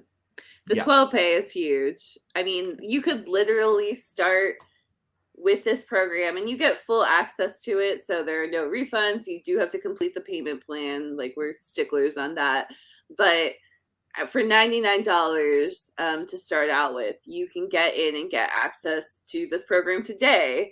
And then you can start working on your Kickstarter campaign immediately. And I think it's so important for people who are on, you know, like maybe you don't have the full amount right now, but you do have $100 and you know that you can do a Kickstarter campaign and get the payment, get the money for the rest of the payments. So, yeah. Yeah, I mean, it's an awesome plan, and you get for free access to the Direct Sales Accelerator with not just access to monthly coaching calls until we actually launch the official one in April, but also $3,000 of course bonuses to help you build a fan base, learn copywriting, basically all of the design your sales pages, run Facebook ads. Basically all of this stuff is included for free when you do the accelerator, but it is only available until the 2nd. At the 2nd, all of the Direct Sales Accelerator and all of those courses go away, and you'll only be able to access them through our VIP section. So I highly recommend you get in there now, even if it is on the 12 pay, or if you want to upgrade to get a year of Monica's and technically mine, but I haven't really done very much in there yet, incubator, which Monica basically takes you through all of the retailers, direct sales, all of this like really cool piece, and it really helps you like sort of build a plan for your entire author life instead of thinking about it in these silos. It really helps you kind of see the whole field of what's available as a writer. I find it very helpful to like optimize each little section that I've seen so far. And that will be $19.99. Is currently you can get all three for $14.99. Yes, and there is also a payment plan for this one. So this is really our Triton offer. It gets you the Kickstarter Accelerator, the Direct Sales Accelerator, and the Go Wide, Grow Wide Incubator for a year. So since that's like more of a ongoing program, and it's a one-time payment, it's only $500 more than our Kickstarter Accelerator by itself. And this is only an early bird on November 2nd, it goes up to $2,000, like Russell had said. And I think that this early bird option number 4 with the payment plan is really, really great. So for only $50 more than the other payment plan, you can also get a full year of the Go Wide, Grow Wide Incubator. And you basically get a mini course on a publishing topic every single month. So this month is the Barnes & Noble course. You may think that there's not much to say about Barnes & Noble, but I can tell you there is. I talked about Barnes & Noble for like 4 or 5 hours, basically. And then my friend Ember, my dear friend Ember, who loves this stuff, and she's Russell's friend too, but like mostly, I won't say like mostly my friend, but like she's a good friend of mine, and Russell knows her too, and she is like super in depth in there as well on Barnes & Noble, and asking, like, pulling apart a lot of great questions, and there are lots of other like great people who are experts at Wide in their own right, who are in there, who are chatting about the topic. So it's really a great knowledge base for you if you want to explore Wide, publishing Wide in any way, as well as Wide marketing, because there really is so much to learn about these other platforms. And you know, as I've gotten to know the reps for a lot of these companies, there's actually like there's so much that is coming down the pipeline, because they're like all of the retailers are actually investing a lot of energy and time into making their storefronts better. So I don't know if it's so that they can compete with Amazon, but I will say like they're there was a period where they had all kind of like given up, I think. And now there's this resurgence of investment. I think a lot of it is because of audiobook sales. And audiobooks is kind of like this growing field, and Amazon doesn't own audiobooks yet. So in the US or the UK. So I think that's why the retailers are really starting to do a lot more with their storefronts. Awesome. Yeah. So go and definitely kickstartyournovel.com/buy. Let it at least simmer, groove in the back of your head while we bring on my good friend JD. Hey guys. JD. Hi JD. How are you? I'm all right. Thanks for having me on. I appreciate it. Yeah, we've been meaning to get you on for a while because I know you're doing a bunch of campaigns. How many have you done this year? This is my third that I'm doing. That's what I thought. I was like, I think he's done 3. Well, so why don't you tell us a little bit about yourself, and we'll pull up your most recent Kickstarter campaign so we can chat about it. Well, I'm a teacher. First of all, I'm in my classroom, so it's a little bit of a different scenario that I normally would have set up. So it's not perfect, but we're finished today. So it's I appreciate you guys working me in this time. I started as a comic writer, and I met Russell through working with Tyler James and Comics Experience, or Comics Launch. Comics Experience is where I wrote. So I learned about Kickstarter of the comics there, and when I met Russell, I learned, wait, you can do comics and write books? That's a thing. So that just kind of blew my mind, and that so Russell was a huge kind of inspiration for me to kind of take my career into another spot, because the project I'm working on right now kind of T-boned me in comics a little bit, but it also spurred me on to doing more novels, which I'm better at and I quite enjoy a lot more. In my 3rd campaign of the year, I got on right away with this group, and it's made a humongous difference. Thank you. Preaching it. And running a campaign, we've got another week to go for the 3rd campaign. It's for a horror novel called Hakalo. It's a book about little kids and monsters in a commercial haunted house. So it's a fun project. What I really appreciated about this group was that I completely botched the first day of my launch, and I got to kind of go back into the group and be like, okay, what did I do wrong? And Russell specifically, the mentor, just like, hey man, this, you need to fix this, you need to fix that, and do this. Immediate change. Like I went from just like, oh my God, this is going to fail, to, okay, not great, but we've recovered. It's better. I can make this playable. So we kind of shot ourselves in the foot. Initially, I blamed that on starting a new career immediately as this whole thing was starting. So I kind of rushed it. Probably should have been a little bit smarter in retrospect, but we're here. So I'm making it work. And like I said, I appreciate everything you guys have done to kind of spread the word about these things.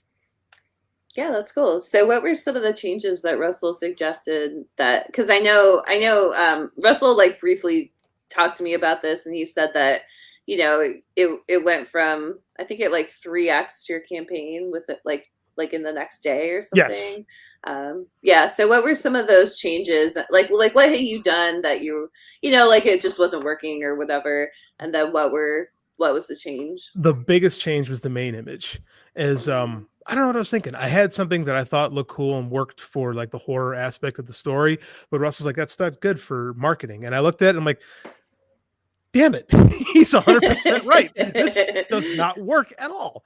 So I changed it to the just the mock-up of the cover, and it worked a lot better. Like, so like I said, I kind of you don't have a second chance to make a first impression, as the old cliche goes, but I think this change was really helpful. I also didn't attack my 3 questions thought that I had without spelling them out, but I did not. So sometimes it's good to have someone who's an expert in the field telling you, hey, you're missing X, Y, and Z, and you need to address those things, and to be called out on it and to go, oh yeah, he's 100% right. I need to fix this. And it's a huge difference. It's what I had done in the earlier campaigns that made them work a lot better. But this one, like I said, we're playing catch up, but I'm happy with it. It's going well. And I recognize this part right here, which says, plus we have an audiobook. I don't know where you could have possibly seen that. I did that too. I went, I have that too. Russell is a great idea. So I stole that from you. I thank you.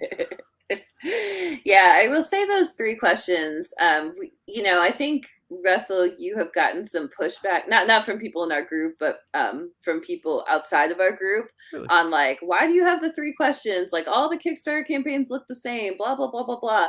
And it's like, you don't have to write 3 questions, but you need to know what your 3 questions are and make sure that they're addressed. And so why are the 3 questions important, I guess would be my question. I think for me, it's like, I thought that when I did this initially, I thought that I had addressed them. And that's kind of thing of thinking, you know what you're doing and not really. I mean, because again, you're learning, like when you're entering something, we're still all in the education phase. And I work with kids, so sometimes they think they know what they're doing and they really don't.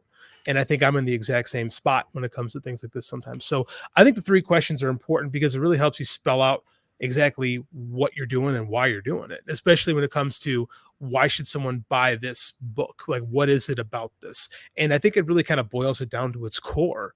And I think that sometimes, like I know Russell's big critique on me is, you've got all this extra stuff in here, which isn't important, but you haven't told me why I should buy this book. And I went, well, crap. You're right again. That's not good. So again, you think that I think maybe the story behind it's a little too personal to me, and I got myself bogged down in the unnecessary stuff and not just focus stuff about, hey, person, you need to buy this book because it's awesome, and here's what works for it, and here's why it's awesome. And I think that can actually be easy to lose sight of sometimes. Like I think that marketing is not something that comes natural to me. It's just not something I think about. So I need stuff like this. I need someone looking over my shoulder and saying, hey, this doesn't work. So it gets me to go, oh yeah, okay. Because I don't know, forests, trees, all that stuff. But to be fair, so I just want to say, because I think you're being a little hard on yourself. I can do that from time to time. Yeah, I do think you know what you're doing. Like you've had several successful Kickstarter campaigns, but I think like a piece of this is just feedback. Yeah. Which like even Russell and I, like we need feedback. Like Russell has talked multiple times about like doing a campaign and like, you know, thinking everything's in place, and then he talks to his audience and they say, no, like, I don't get this. It's confusing, whatever it is. So I think that, you know, that's a big reason why that is in our process, or should be in our process. I also like don't always get the feedback I need. Well, and people also often will share their first campaign in our group and then do 3 or 4 other campaigns and like never like try to and never ask for feedback the next time. And then they'll be like, why is this not going well? I'm like, well, you asked for feedback from your audience, from us, from other creators. Like you did all this thing to make your campaign work. And then the next time you put the campaign together and you put it up and it doesn't work as well. And because like every stage is important. Like I still send my campaigns out to everyone. I still put it up in multiple groups for like critique, because like I know I'm missing something every time. I've never done a campaign that was like, wow, I hit it out of the park the first time. And sometimes like 3 weeks into the campaign, I'm like, why isn't this going that well? And you have to like go back and redesign it even then, even when you think you have a good. Guilty as charged. Like I said, I've run 6, I think I want to say, before, like a couple comics. This is like really been here. I think what's been great about this has been really I think it really helps focus on what works and what doesn't. Because like when you're doing this on your own, I think I'm guilty of getting stuck in my own little bubble for a lot of things. Like I tend to insulate myself. I'm pulled in a million different directions, and I'm like, okay, I have this amount of time to do this, focus on this task, then move on to this one. And when you kind of live like that, you don't stop and think about things sometimes. And I think I was definitely guilty of that here, of just thinking, I got it. I've done this before. I know what I'm doing. I'm fine. And not even like being conscious of that thought, but you just assume. That's the thing about the assumption, is like, yeah, this works. And then it's not like you're being lazy, you're trying to sabotage yourself. It's just your brain just goes, I'm good. And then I gotta attack task B now. And then it's good to, I think that's the lesson I've really pulled from this one, is it's good to pause and make sure that you go, hey, is this good? Is there something here that I'm not seeing? Because again, I looked at that, thought this is good, this is fine. And I was wrong, which again, we're all wrong from time to time. And it's good to have people, have your best interests in mind, who aren't looking to one up you or, try to sabotage or whatever. I'm saying? Like, there's nothing like that here. It's one thing I really appreciate about this group, because I tend to lurk more than I tend to be just interactive. That's just my personality in general. So I like seeing when people are doing feedback. I really appreciated the feedback I got. Like I said, I really appreciate the conversations I've had with Russell over the years, because I think that he's honest and helpful in a way that cuts to the core of why something isn't working. you know, and I appreciate that. Like, I want to know, why is X, you know, Mhm. why is this, you know, and I like someone saying, this is why. And you're like, oh, okay, light bulb, you know, and I think that having groups like this is super important. Like I said, I don't know anyone in my personal life that does this or that writes or that does anything creative. It's just not the circles I run in my personal life. So I like having the support system here that can really help when things aren't working, or when things are working, quite frankly, to help you make sure you get an attaboy. Sometimes we all need to be told, hey, great job. Yeah. I mean, I think to me, this campaign has like fully recovered. So like so how do you feel about it? What has gone well for this campaign? I mean, I know you said that it had a rough start, but like what has gone well? How does it compare to previous campaigns? Well, my last campaign was pretty much for a novella over the summertime. First campaign I ever had 100 backers on, so I was really proud of that. But it didn't take in a lot of money because it's a novel or novella, excuse me, one small little thing. So I wasn't asking for a lot, and I wasn't giving a lot at the same time. So I think in retrospect that I shot myself in the foot a little bit with that one by not providing enough for backers to give them reasons to go beyond. And that's a weakness of mine that I have to get better at. I'm trying here to go beyond. Instead, well, this is the book. I'm selling you the book. The book is the thing. Like I'm trying to get better at that aspect. So I think here I've done a better job of that. I think that I think what's been the most successful is the book itself, is the core product. That's what's important. You know, got a lot of good feedback there. I still need to figure out what works better for higher tiers, with the exception of just multiple books. You know, that's always worked out really well for me, but I need to get, and I still haven't figured it out yet. So I need to get better at what works beyond that. So I'm still in the growing phase as far as that goes, but I think this is going pretty good. I'd like it to be a little better, but I mean, I've made more on this campaign than the last campaign, and the last campaign had 100 backers, and I still have a week to go, and we all know the last week's usually pretty good. Based on that, I think I'll be all right. It won't be as good as the one I ran in the spring, but that was for 3 books, and this is for 1 book, so I can sleep well knowing that. I just gotta keep moving forward. When a book that's already been out, right? Like a book that I mean, like I've heard you talk about this book for at least 2 years. So like I know it must be older than that, and it still is able to get new fans and new people. And I do kind of almost wonder if that was part of the issue at the beginning, because you're like, who doesn't know about this book? Like I've been talking about this book for like 5 years. Why am I like, and I have that with Ichabod or any of my campaigns. I'm like, I've been talking about Ichabod since 2010. You really don't know what the book is? But like, no, it's true. Like there are people that are always going to be new to your campaign, or like have heard of the book, but don't know what it's about, or just like, you know, they need the info. They knew what it was about 5 years ago, and now they don't remember. Okay, I just want to say, like, this is a series that I finally bought after hearing Russell talk about it for like a long time.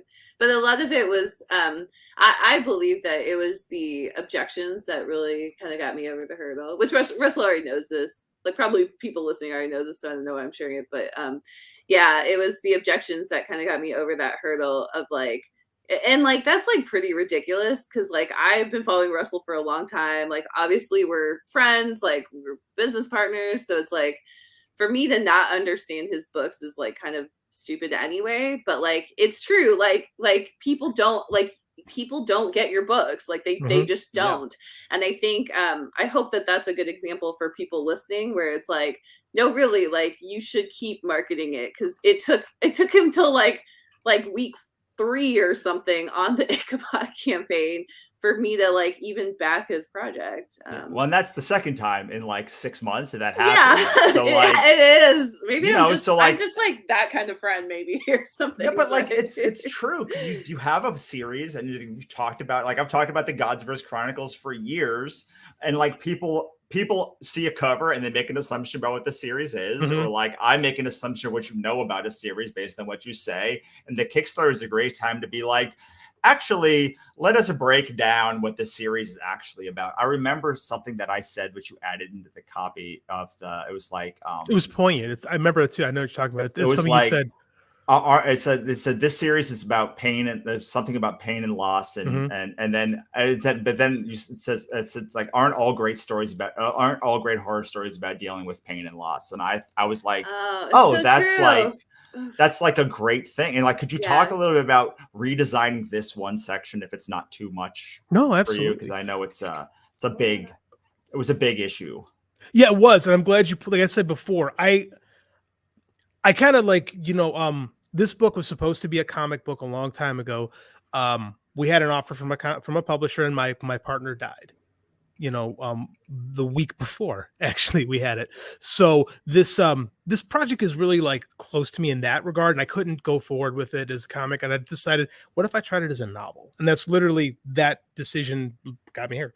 So I think I was putting too much of that down. Like, I think I was exercising my personal demons too much on the Kickstarter page, to the point where I inadvertently sabotaged the campaign a little bit, while working through my own crap. And I think having you specifically say, I would hear something that I would say, and I was like, gosh, you summed up like what I just wasted 7 paragraphs on or whatever in 5 words. And I'm like, yeah, that's exactly what it was. I mean, like, so, and again, sometimes it's good to have, a mentor figure, someone that you trust to kind of help you get, because sometimes you're too close to something to really figure out how to boil it down.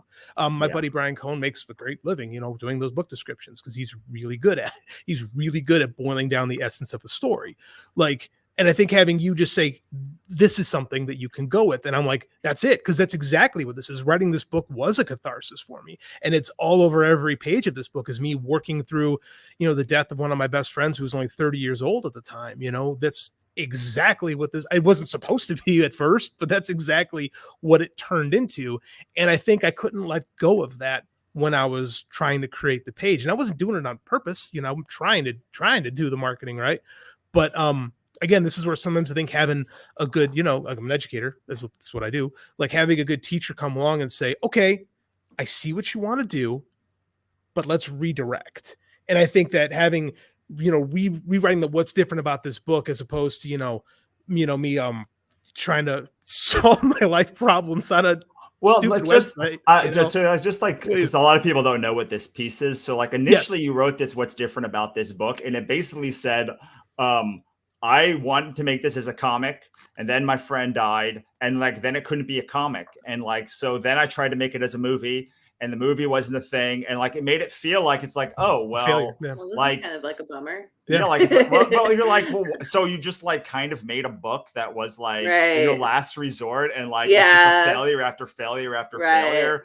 But like, in there was this moment of him saying, like, my friend died, and like, I just couldn't get past like the making this thing. And so it's a really good example of of how you can say the same thing like 2 different ways. And in one way you're like, wow, that is a big bummer, and like, I don't want to read this book. And then you infuse it in a different way, and you're like, this encapsulates like the grief and loss, and I was able to put this in there and make this loving tribute to my friend. And like, then you end it with like, aren't all great stories about pain and loss great? And like, you're like, well, yeah, they are all that thing. And it makes you when I made my first campaign page, I was very bitter at a publisher who like will remain nameless, but didn't like promote my book in the way that I thought that they should.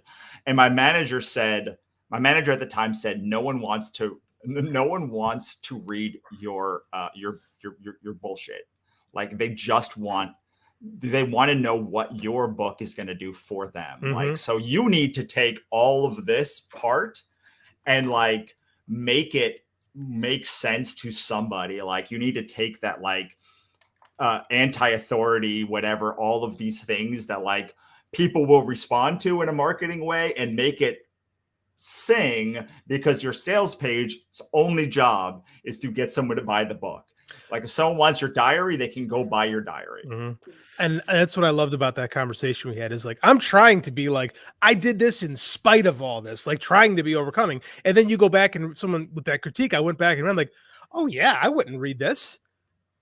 Like, I made myself sound like a complete failure. Like, and which is not the story at all. So I'm like, okay. And again, that's what I think something like this is really helpful with, is just to have someone else look at something and be like, yeah, you missed, which, who doesn't from time or to like time, but also how close you came. Yeah. So it's like, you missed, but like, in that miss, and I just did this with somebody, I think a couple of days ago, where I was like, in this miss is this moment where like this is the campaign. It's right here. You need to go back and redesign this part of it. And it's not only me that does it. Monica does it, like other people in the group do it, but like having someone say, you said something about forest for the trees. Like you missed the forest for the trees. Like this is the core of essence.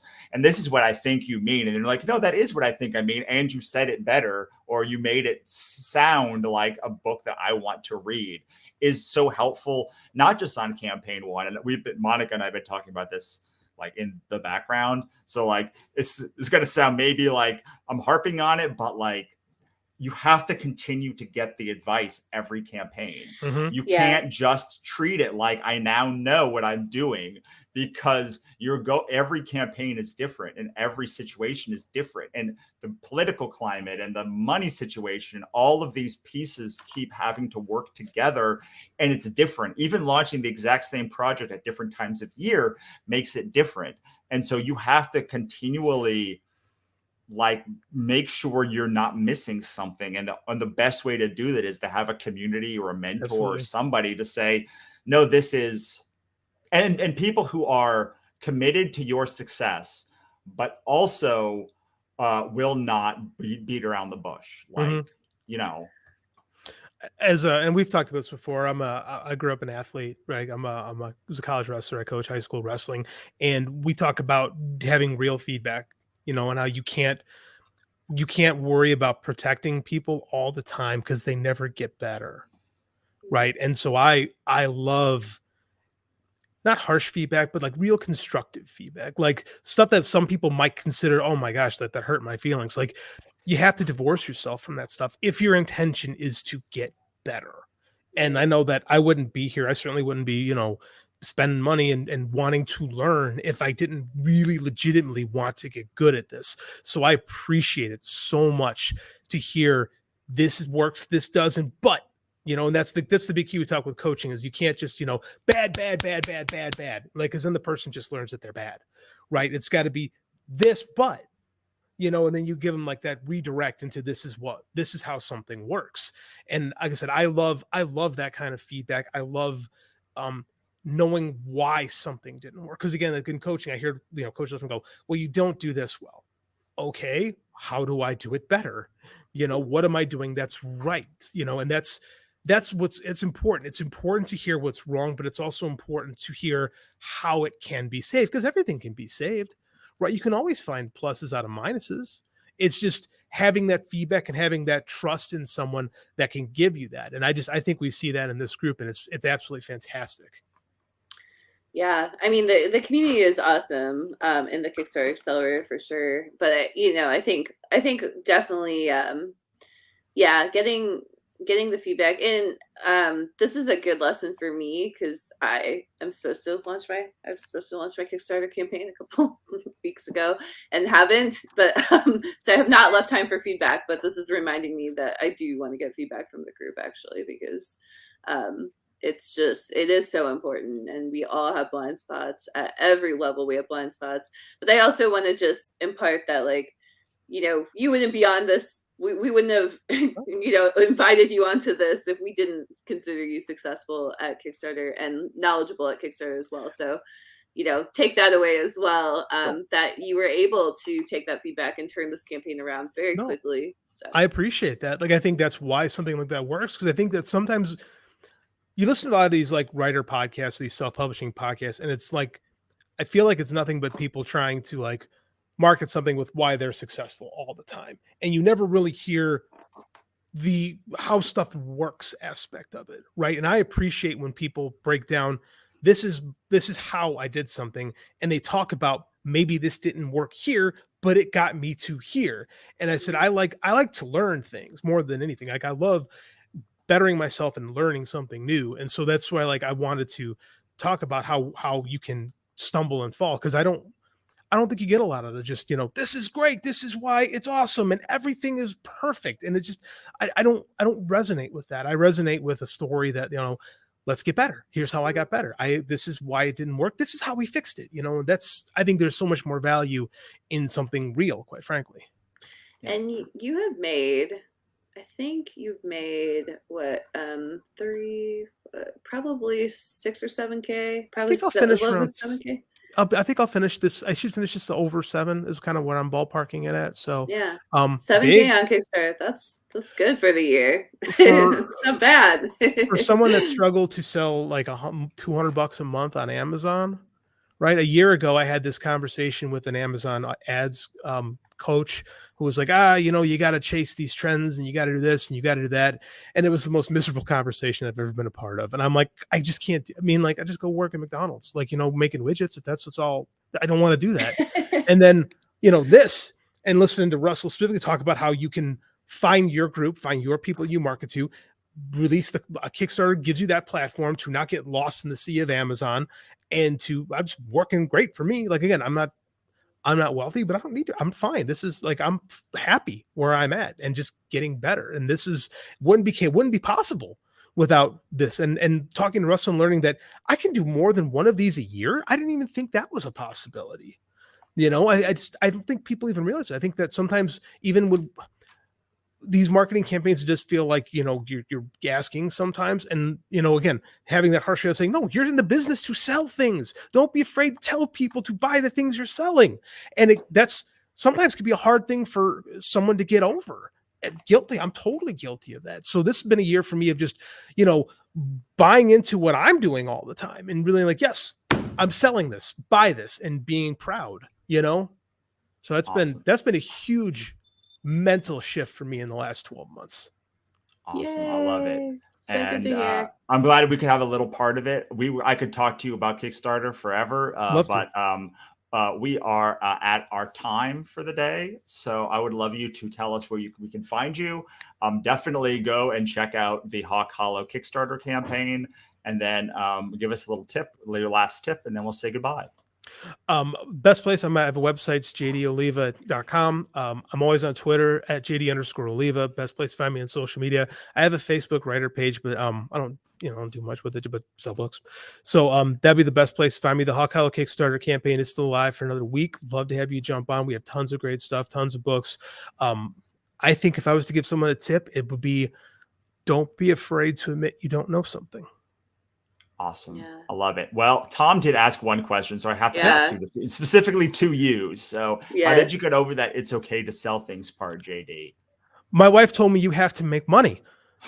Like that's honestly what it was. Like, the fact that Family. It is. It's a family. This is business, and like it's tricky because again, we all suffer from a little bit of imposter syndrome. For me, I'm still working on it. It's not like I'm, amazing at this, but every day, like I taking a full-time job teaching gives me the freedom to not have to live and die by this. It gives me the freedom to say, okay, I can sell these books and not just panic if it doesn't work. So for me, it's just like learning that it's okay to try, and it's also okay to fail as long as we get up and try to go again.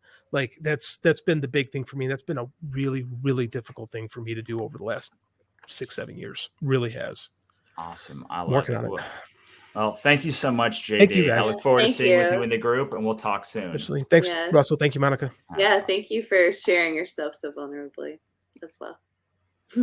That was wonderful. Like 4 and more just amazing humans who have had success on Kickstarter. And I know. When we talk about how great our community is, like these are all members of it, including Tom is another member of our community, and like they just are so giving and so like and so knowledgeable and just so wonderful in all sorts of ways. I could just hang out with them forever. And if I know. Yeah. These are like the best. The last 2 days have been like some of the best. Like, we actually didn't set this up to be promotional. We just kind of accidentally made it we were like, well, we should probably talk about our launch like in between, but we didn't actually schedule any time to talk about our launch on these. But these stories are like kind of like the best part of what we do, I think. And getting to talk to people and hear their insights on their campaigns and hear like what they struggled with, but also like how they transformed this year has been just so good the last couple days. And now I'm going to make an accountability for you, Monica, which is we have another one of these Friday. Yes, so will we do. you commit Oh to my at God. least letting us look at the page in the group by Yeah. next Friday? Yeah. No, I need to get it. I mean, you got to launch by the 31st I because know. it's the Witchtober thing. I know. It's like I about was to gonna say, end. like, commit to launching. Like, we'll launch No, live on this thing next week. I need to launch it. I actually need to launch it like this weekend. Like, Yeah. not even kidding. Because like it really is like over a week overdue in my mind, or almost 2 weeks. So yeah. So join to watch Monica's campaign. We will talk about my campaign next week. Absolutely. She may even be willing to share some of the things while we're doing the challenge, which is the best place to really learn about the accelerator and really about Kickstarter in general, where we're gonna take you in 5 days. You're gonna go from nothing to setting up your account to creating your basics page and understanding how to get that sort of initial pieces of this all worked out, and you're going to have like an actual project done by the end of that week. And it's completely free. You can go to kickstartyournovel.com/challenge and join us. By the time we are live next week, this will already be started, which we'll talk about there, I'm sure.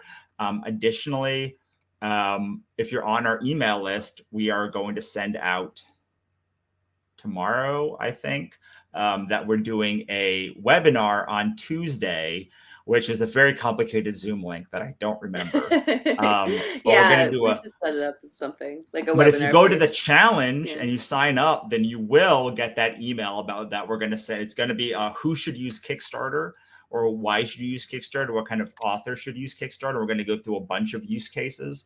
It's always a very popular webinar that at least is very informational, very like low stress. And we're just going to go through, should you use Kickstarter? And we'll go through a bunch of examples, answer a bunch of questions. It's going to be fabulous. And hopefully you learn a lot there. And then that's on Tuesday. On Thursday, we are going to start the challenge. And then on Friday, we're going to be back here doing our third series of success stories. Yes. Yeah. So we have an exciting couple weeks, and then we will also be, well, that's enough of our schedule. We'll kind of update you on our schedule after that, because we are also going to be at a couple different conferences in November. So RAM and 20 Books. So if you're going there, make sure you stop by our talks or reach out to us or whatever, because we're there to meet people. So and we would love to meet you if you're in our community, especially if you've been lurking. Come say hi. And I'll also say, like, last year there were a couple people who like came up to me and were like, "Hi, I'm so and so. Okay, bye now." Like, I think they were like kind of scared of me, maybe, or intimidated, but like, definitely come up and like ask a question, or like make sure that we actually have time to meet instead of just like running away. Because we do you experience that, Russell? Because like, I think people just don't actually come up to me because they're so intimidated by you that they don't even say hi. No, I think I'm a pretty nice person when you like corner me, maybe like, but like, I don't enter every conversation with like, here's why this is wrong, here's why this is good, but like I am a little bit of intense. But I will say there has to be one more thing that we say, which is in our schedule, because because it might influence the quickness with which you join us, which is to say that on Monday, we have a direct sales accelerator call. It is a live call. We're going to be going for at least one, but let's be fair, it's probably going to be 2 hours. It's always 2 hours. And like, you can ask your questions about direct sales, about sales pages, about Kickstarter, about all of this stuff we're going to go through. It's a little bit of training, but it's mostly like going through and like answering your questions and getting you on the right track to make direct sales a key component in your business in 2023 and beyond, whether that's Kickstarter or Patreon or conventions or we are focused right now on like sales funnels and such, but like you can ask any single question. We are not planning on doing live calls after the next few months. We're going to be doing them for the Right. next few months because we're trying to hammer out what the actual course is going to be. But after, like, this is one of the very few times and chances you have to join us live and ask questions, because we really don't do consulting. We really don't do like the live calls. We're in the group doing like comments, but we are not. So if you are excited about direct sales, if you want to ask questions with us, if you want us to like look at your web page or look at your Kickstarter page or whatever, like, join us this weekend. And for $1,000, you get access to the Kickstarter Accelerator, all of the 3,000 bonus content, and most importantly, the direct sales accelerator and the direct sales call we're having on Monday. We are not going to do another one until the end of November, probably after this entire launch is closed.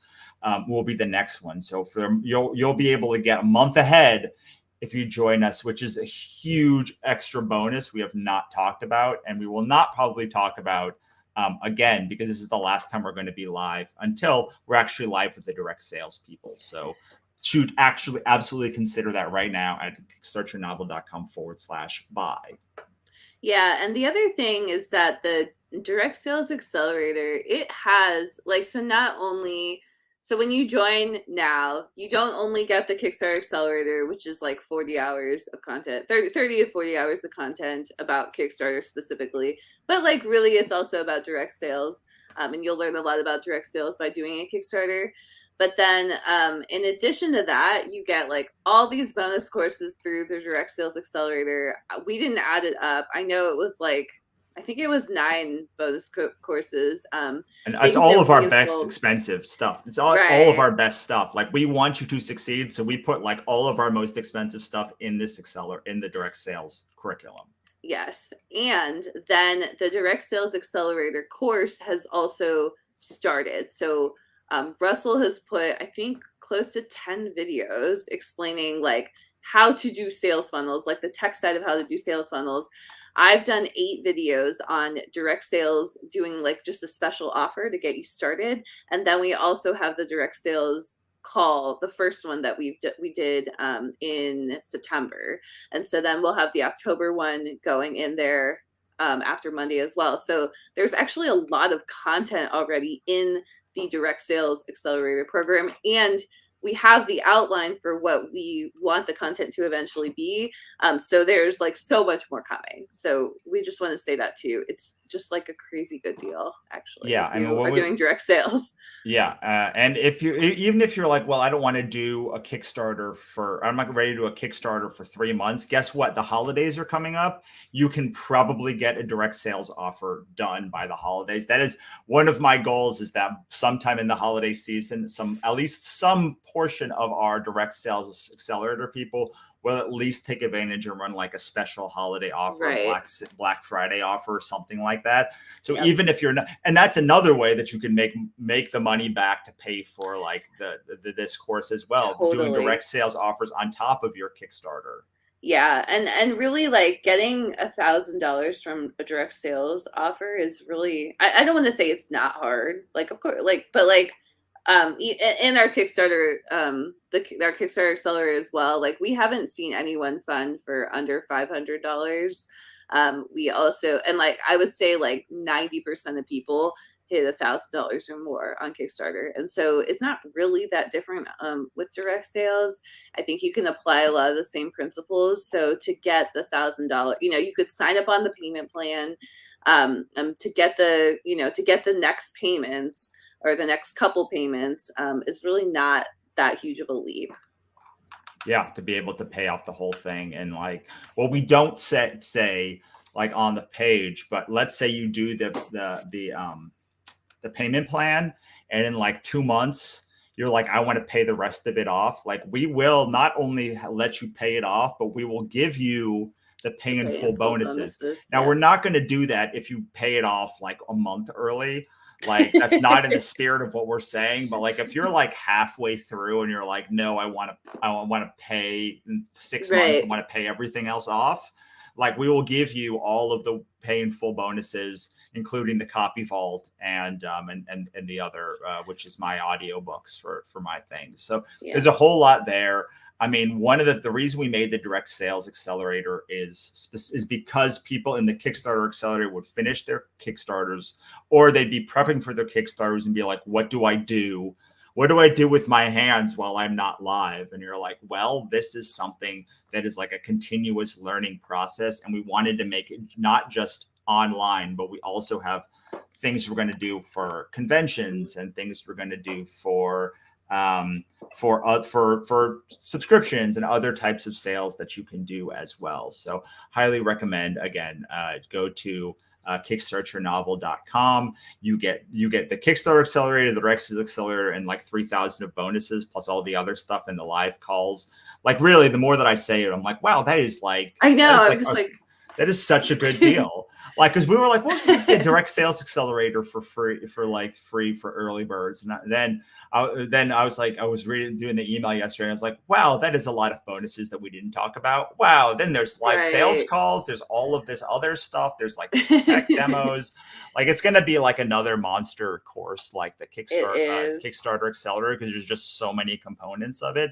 But we're really excited, and we hope to see you inside. You won't be able to access this course until, if you do not sign up during this thing, until April. We'll be selling it like in the beginning of the year, but we won't actually be letting people in until the Kickstarter closes in March, and then we're going to let people in like towards the end of that month, the beginning of April. So really, really, really, if you have any desire to do direct sales or a Kickstarter in the next 6 months, because the Kickstarter also won't open and for at least 6 months. So like, if you have any desire to do anything related to either of those things, or even wide, this is the time right now to like get involved, because the next chance will be in 6 months, and then you probably will need 6 months to implement all of the stuff. So like, if you want to be ahead of Johnny 2023,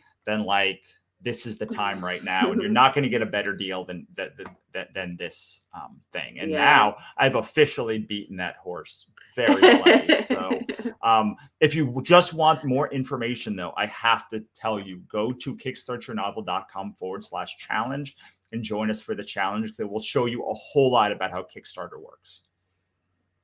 Yes, awesome. I agree. Monica, any final thoughts before we say goodbye?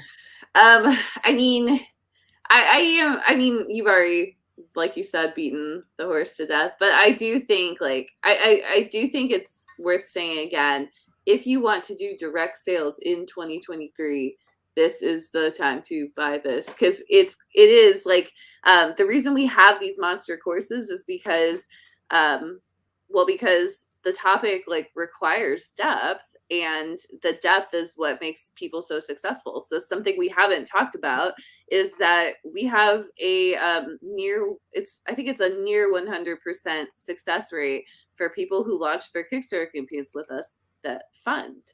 And also there was one person who did not, who canceled their campaign and then came back and funded their campaign. So like, so I'm going to say 100%. It's like 99.89% or something, but pretty much 100%, because that person then did fund a campaign. Right, and they would have funded if they had not canceled. Probably, because they canceled the first 3 days. Yeah. So anyway, so I'm going to keep saying 100% because I feel like it is 100%, but I mean, I think that, this program, the Kickstarter Accelerator, has such a high success rate and has such a good reputation because it works. Like, it really works for people. And so we've designed the program in its length as well. But, we've also sectioned off the important videos of that. We've designed it so that it actually works for people. And we talked to a number of people today who, they added $7,000, $8,000 for the year just through Kickstarter and through their projects. And of course, we talked to people yesterday who were $10,000, $15,000. Well, Sarah had $16,000. So it can go even higher than that on a single campaign. But, just regular people who are using Kickstarter to really build their audience. I think some of them are at the level where they're building their audience. They're, they're I think a couple of them said, I kept hearing the number, $200, $250 a month on Amazon was kind of where they were at, but they were making, thousands and thousands of dollars on Kickstarter this year. And so, I think that that's like a very real amount of money, and like probably the bulk of some people's revenue on the author side for the year. Yeah. So this really does work. That's why it's a lengthy program. And I think the direct sales accelerator, it's probably, it could even be bigger, really. Yeah, because you're not confined to even the months that you're done. You can have a $10,000 month, like every single month. Every if single you do it month. right. Yeah. So I mean, and it works for the two of us too. Like I have raised over $100,000 on Kickstarter this year, taking our things together. I know Monica has raised at least like 50, 45, 50, something like that. Yeah. So in the last year, I have raised over 65. I think it's I think it's about 70. And then I have one more campaign planned. And I haven't totally mapped out. I've kind of like mapped out my campaigns for 2023, but then like change my mind and like move stuff around. But yeah, I think that it's like a real, like this is like real money that is not going to affect your other streams. So some people are looking for like, how do I keep growing my author business? And I think Kickstarter and direct sales is definitely a path. Yeah. And even people that are saying, oh, well, I want to like have a publishing deal. Well, guess what? Like I've closed like 3 or 4 publishing deals this year, yeah, including from books that were on Kickstarter and have never been launched before. So like I have, like, it is a very real, like thing that no matter if you want to publish it, if you want a publisher, like you can use Kickstarter. If you're using like and I have like a very large deal that like I'm trying to close for like for like one of my series that is like So there's all these, if you're very successful in self-publishing, like there's a path for you on Kickstarter. If you're like getting started, there's a path for you on Kickstarter. If you've like had a career, but like it's not where you want, there's a path for you on Kickstarter. If you want more publishing deals and like more traditional publishing deals, like there's a path for you. There's like a path for whatever it is, which is one of the reasons, again, why the course is like, it's like 30, 40 hours. And we don't expect anyone to spend 40 hours doing the course, but we want to have all of that information so that when somebody says, well, what if, we say, well, just your answer is right here. There's a video for that. Yeah, I would also just add to that I think the community, like I think today especially, people were talking a lot about the community and just how helpful it is. But I think like we're seeing a lot of people in the community come back for like their second campaign or their third campaign. And I think the course is really valuable for those people. And I think we're starting to see like, and we're going to start recommending that people take the course again before they do their next campaign. Because sometimes people feel like, oh, I did well on my first one, I get this.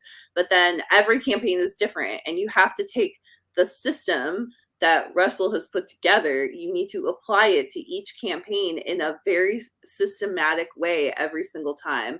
Do not skip the steps. And we both actually do that every single time. Like I do a budget again every single time because I'm not going to go in the red on my campaign. I do like my marketing every single time. Like I go through like all the steps that we do every single time before I launch, because like I just don't want to mess up big. I do like, the same thing. You do this you're on like campaign 27 or and I still, every time I'm like, okay, what are my daily emails? Like, what is the budget? Like I have a budget, I have an estimate for like all of the things that I'm doing. And I'm literally using the template that I uploaded as like, how much money am I in the red versus like, how much do I, like, I'm still doing that like right now, because it is super helpful. The community is incredibly helpful. Like that all of these pieces are incredibly helpful. And like doing the daily emails is as helpful on my 27th or whatever campaign as it was on like whenever I started doing it. It wasn't my first campaign. Whenever I started doing them, like it'd be all of these things. And it's one of those pieces where like you're going to keep bringing in pieces that make you stronger, but the pieces that make you stronger have to like also be repeated and worked out over and over and over again. So again, if you want to have like a great overview, you should go to kickstartyournovel.com/challenge and join us next Thursday. Join us if you're on the mailing list, you'll get an email that says when we're going to go live for our first webinar on Tuesday. But seriously, if you want to do direct sales, like look deep into yourself and say, do you want to wait until 2024 to start crushing it with direct sales and with Kickstarter? Because that's really like you have now. If you think that we're the right teachers for you, you have now, or you have like April, and those are the next opportunity is going to be April. And I'm telling you, it's not like you're going to figure out the direct sales stuff like day one. It takes testing and things like, so consider seriously joining us this weekend, because if you join us this weekend, you're going to have access to that call Monday, and you're going to be so far ahead of future you. It's true. So that's at kickstartyournovel.com/buy. Yep. And you really think that we're going to open it otherwise. And like, we really are not. we really are not going to do that. So no, we don't have time to do it. We don't have time to do it. And like, we want to be people of our words. So like, so hopefully we'll see you in there. Otherwise we'll see you back next Friday for the final of our third series. Same bat time, same bat channel. Yeah, we've been loving these, so please join us. Awesome. All right, thank you. Bye everyone.